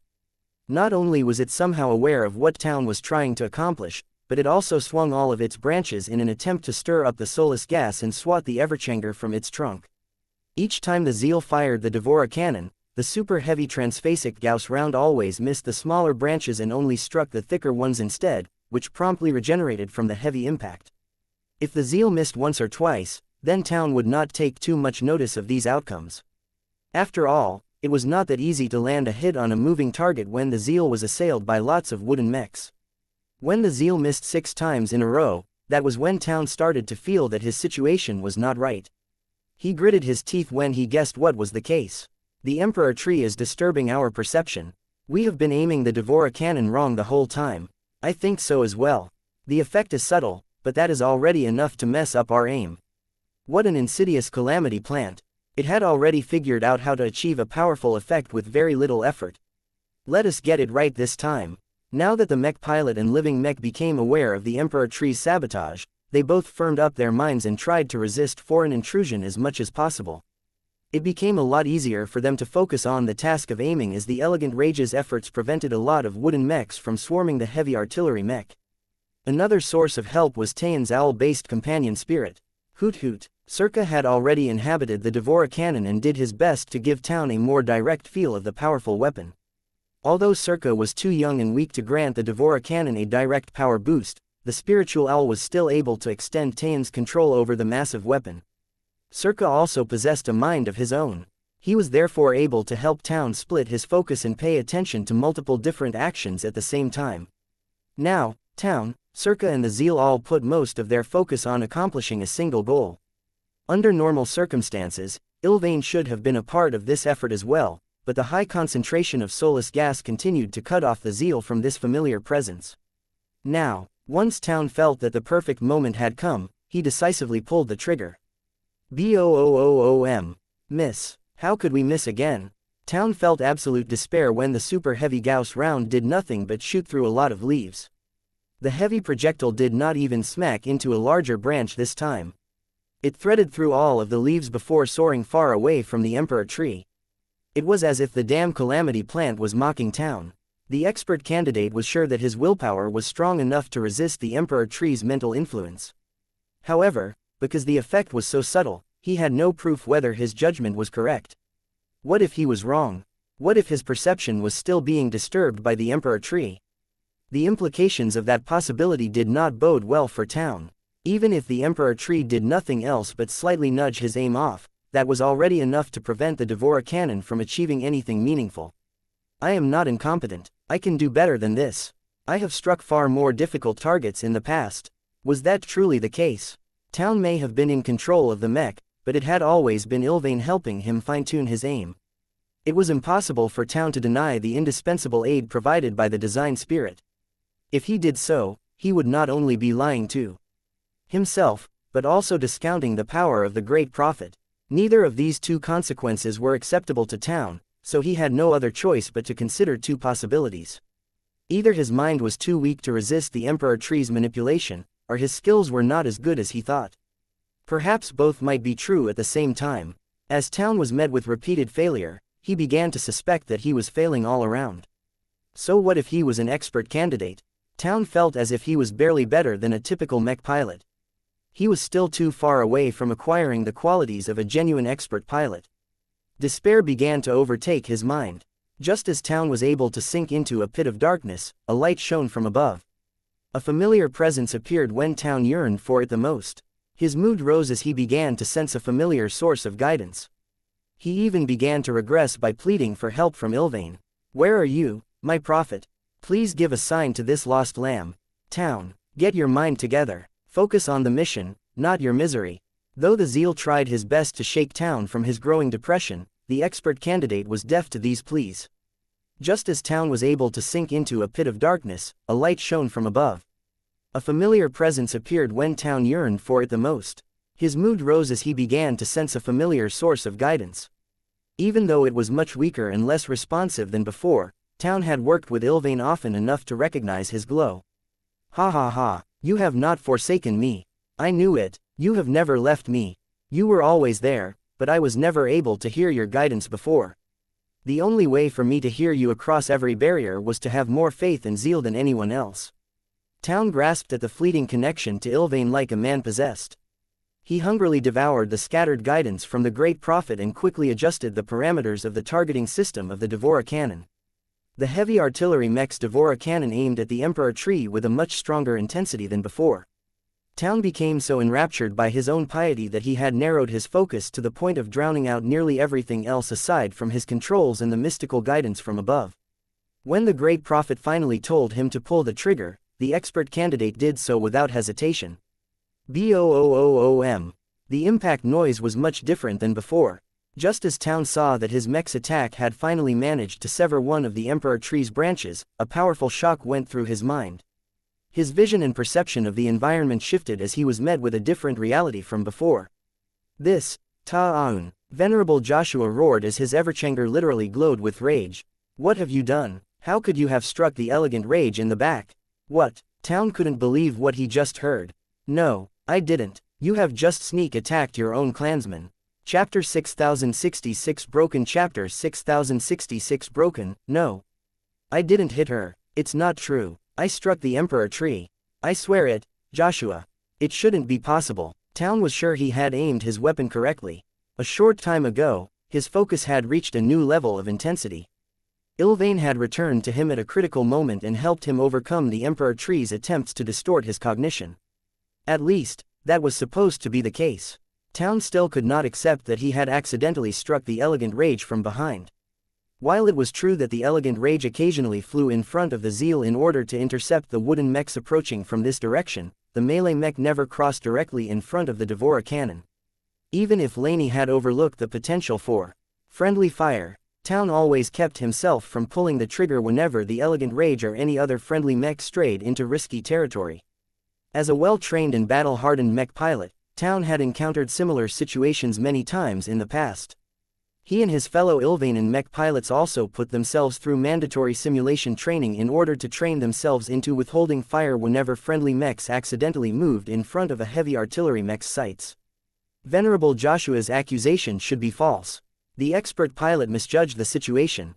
Even though an increasingly more desperate Town could figure out that this was an absurd conclusion, he still held out a faint amount of hope that the Emperor Tree managed to subvert Joshua instead of himself. You are wrong, Joshua.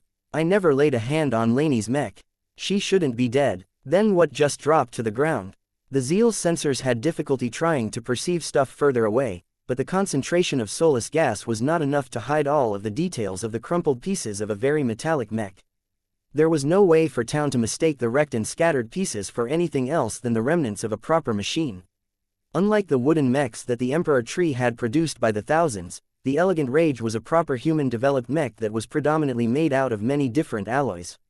Any non-metallic components in the design of the custom mech were made out of composites with specialized properties. None of them should ever resemble wood. As Town unwillingly spotted numerous distinct shapes that he was able to recognize from the intact form of the Elegant Rage, his heart sank to the bottom. Did I do this? Did I kill a fellow sister? There was no way for the Elegant Rage to survive such a catastrophic blow. Even if Laney spent a lot of Larkinson merits on requesting lots of incremental upgrades to the custom version of the Lucid Rage, the better alloys and stronger tech could only do so much in elevating the performance of a standard mech. The earlier fighting had already drained the Elegant Rage's small and outdated transphasic energy shield by a large extent. It was unable to withstand a single powerful blow. In fact, if the Elegant Rage was struck by any other serious attack, her armor system should have been able to withstand the remaining energy of the strike at least once. Unfortunately, the slimmed-down mech that wielded the Heartsword was not only struck from behind where her armor was the weakest, but was completely outmatched by the firepower of the Devora cannon. Larger and more powerful than the Ultimatum's famous Onyx cannon, the Zeal's powerful masterwork super heavy high-velocity transphasic hyper-Gauss cannon was able to shatter any standard mech, including the Elegant Rage. Perhaps one mercy of getting struck by the Devora cannon was that the super heavy Gauss round overpenetrated the Elegant Rage.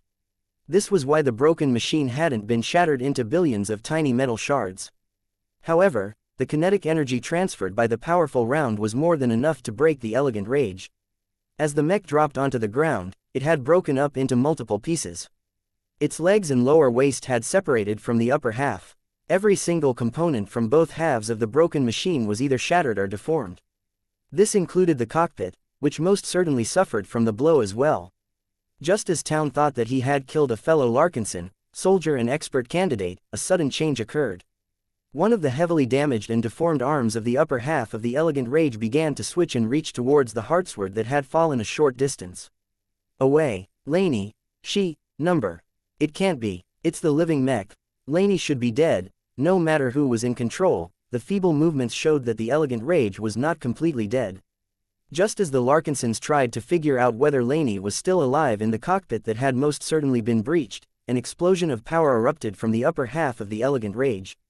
The eruption of power emanating from the fallen machine was so great that it had even pushed away a lot of soulless gas. What? Apotheosis. It's Laney. She's still alive. The resonance meters had difficulty trying to measure the resonance phenomenon acting on the broken but reviving mech, but the fact that the numbers were constantly going up suggested that Laney was finally making a breakthrough. Hope began to well up in Tayan's heart. The breakthrough meant that Laney had not died, at least not yet. As long as the damage to her body was not too severe, she could still be saved. As the breakthrough phenomenon continued, it soon became clear that the process began to go off script. Whether it was due to Laney's heavily injured state, the backstab from Town, the Elegant Rage's awful condition, the influence of the Emperor Tree, the heavy presence of soulless gas or other extraordinary factors, the forced resonance acting upon the custom mech began to go out of control. The Elegant Rage's mech frame started to break even further as the violent forces acting upon the living mech exceeded her tolerance. Before the upper half of the Elegant Rage broke entirely, the machine suddenly utilized her half-disabled arms to push herself to the side. Soon enough, a mech arm grasped the hilt of the Heartsword. A shocking turn of events took place. Instead of trying to resist the willpower contamination of the weapon of the Everchanger, the living mech embraced it, allowing Joshua's true resonance to intrude into the machine and distort Laney's cognition, all the while she was still undergoing an unstable breakthrough process. Another mutation occurred. Ow. It's Kelly. It's Laney's companion spirit. The willpower and life energy belonging to a high-tier expert pilot blended into the upper half of the Elegant Rage and began to merge with a part of Laney. Whether the evolving pilot planned it or not, the energies originating from the Heartsword began to merge into Kelly. The feline companion spirit grew in size and began to undergo an incredibly profound transformation that caused her to become more and more similar to venerable Joshua in nature. Just as Kelly painfully endured this transformation, the companion spirit already started to make her newfound power felt by affecting the upper half of the elegant rage with her power. The broken mech is repairing. This was a power that the Everchanger only rarely showed off, mostly because the expert mech rarely lost the protection of both his resonance shield and transphasic energy shield. However, few Larkinson mech pilots could forget the few instances where the Everchanger miraculously repaired the damage to his mech frame despite the fact that he had never been installed with any technological repair systems of such potency. After Kelly absorbed the energies from the Heartsword, she had mysteriously inherited this particular ability from Venerable Joshua. Not only that, but she was actively using the accumulated breakthrough energies from Laney to fuel the mech regeneration process. That was not all. The upper half of the Elegant Rage had lost a lot of components. The duplicated regeneration power may be able to restore a lot of broken metal components, but it was not as good as the real deal. The Elegant Rage needed more components in order to fully restore into a complete mech. The mech continuously began to absorb a lot of E-energy from the environment. The Elegant Rage had no qualms about absorbing the abundant wood energy attracted and affected by the Emperor Tree. This not only extended the breakthrough process, but also allowed Laney, Kelly and the Elegant Rage to take additional measures to repair the damage. Powerful resonance flares stretched from the upper half of the broken mech frame and began to connect to the lower half of the body. The latter, which consisted of multiple tons of damaged alloy parts, miraculously moved back to the upper half and messily snapped back into place. The Elegant Rage is putting herself back together again. That was not quite the case. Even though both halves of the machine had reunited with each other again, there was a massive hole where the mech engine and other critical components used to be located. Aside from that, both halves had lost so many smaller components that it became too implausible for the Elegant Rage to become functional enough to move again. Instead of letting this unfortunate truth hold back her recovery, the frantic living mech began to flare out her forced resonance and reach out to other materials. It began to grab any other material that could take the place of the missing and unrecoverable metallic components. It just happened that the Elegant Rage had fallen in the middle of a large wooden debris field. The remains of many shattered and burned wooden mechs happened to be within reach, and the Elegant Rage mindlessly took hold of broken splinters and other wooden remnants. Each of these broken pieces of wood got pulled back into the Elegant Rage and haphazardly took the place of many delicate and precise metallic instruments. Normally, there was no way that such a crude and illogical substitution would work. However, under the reality-defying effects of Laney's extraordinary willpower and Kelly's newly acquired life domain, the Elegant Rage somehow drew strength from these newly merged wooden parts. The state of forced resonance had originally caused the Elegant Rage to come closer to breaking, but under these exceptional circumstances, the opposite was taking place. Laney's mech slowly grew whole and healthy again, but with an obvious twist as the forced integration of the wood originating from the Emperor Tree had caused the Elegant Rage to show increasingly more wooden components. The entire living mech had turned into a macabre patchwork of modern alloys and mysterious wooden materials. Once the Elegant Rage looked close to whole again, the miraculously resurrected machine actually began to stand up to her feet again. "Laney," Town hoarsely whispered. "I am sorry. Are you okay?" A crackle sounded from the noisy communication channel. A hazy voice sounded in the Ilvanan mech pilot's ears. "A tooth for a tooth. What? You betrayed me, Taon. I will not rest until I have broken your mech and body myself." The mutated Elegant Rage blasted off the ground and aggressively charged towards the Zeal. The speed of the mech in a state of forced resonance was so fast that neither the Everchanger nor the First Sword could respond in time to stop the machine that had so obviously gone out of control. There was nothing in Laney's sights except for the pilot that had broken one of the most sacred rules of the Larkinson clan and almost became responsible for her death.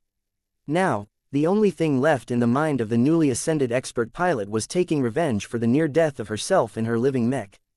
With the extraordinary potent power of forced resonance, the Elegant Rage advanced towards the Zeal with so much speed and momentum that her borrowed Heartsword broke through the Zeal's failing azure energy shield with ease and sank into the huge metal frame of the heavy artillery mech at once. First-class alloys or not, the unstable power of the Elegant Rage was enough to part through layers of armor plating and sever a lot of internal components. "Laney, have you gone mad?" The entire mission had gone sideways. Chapter 6067 Purple Wood.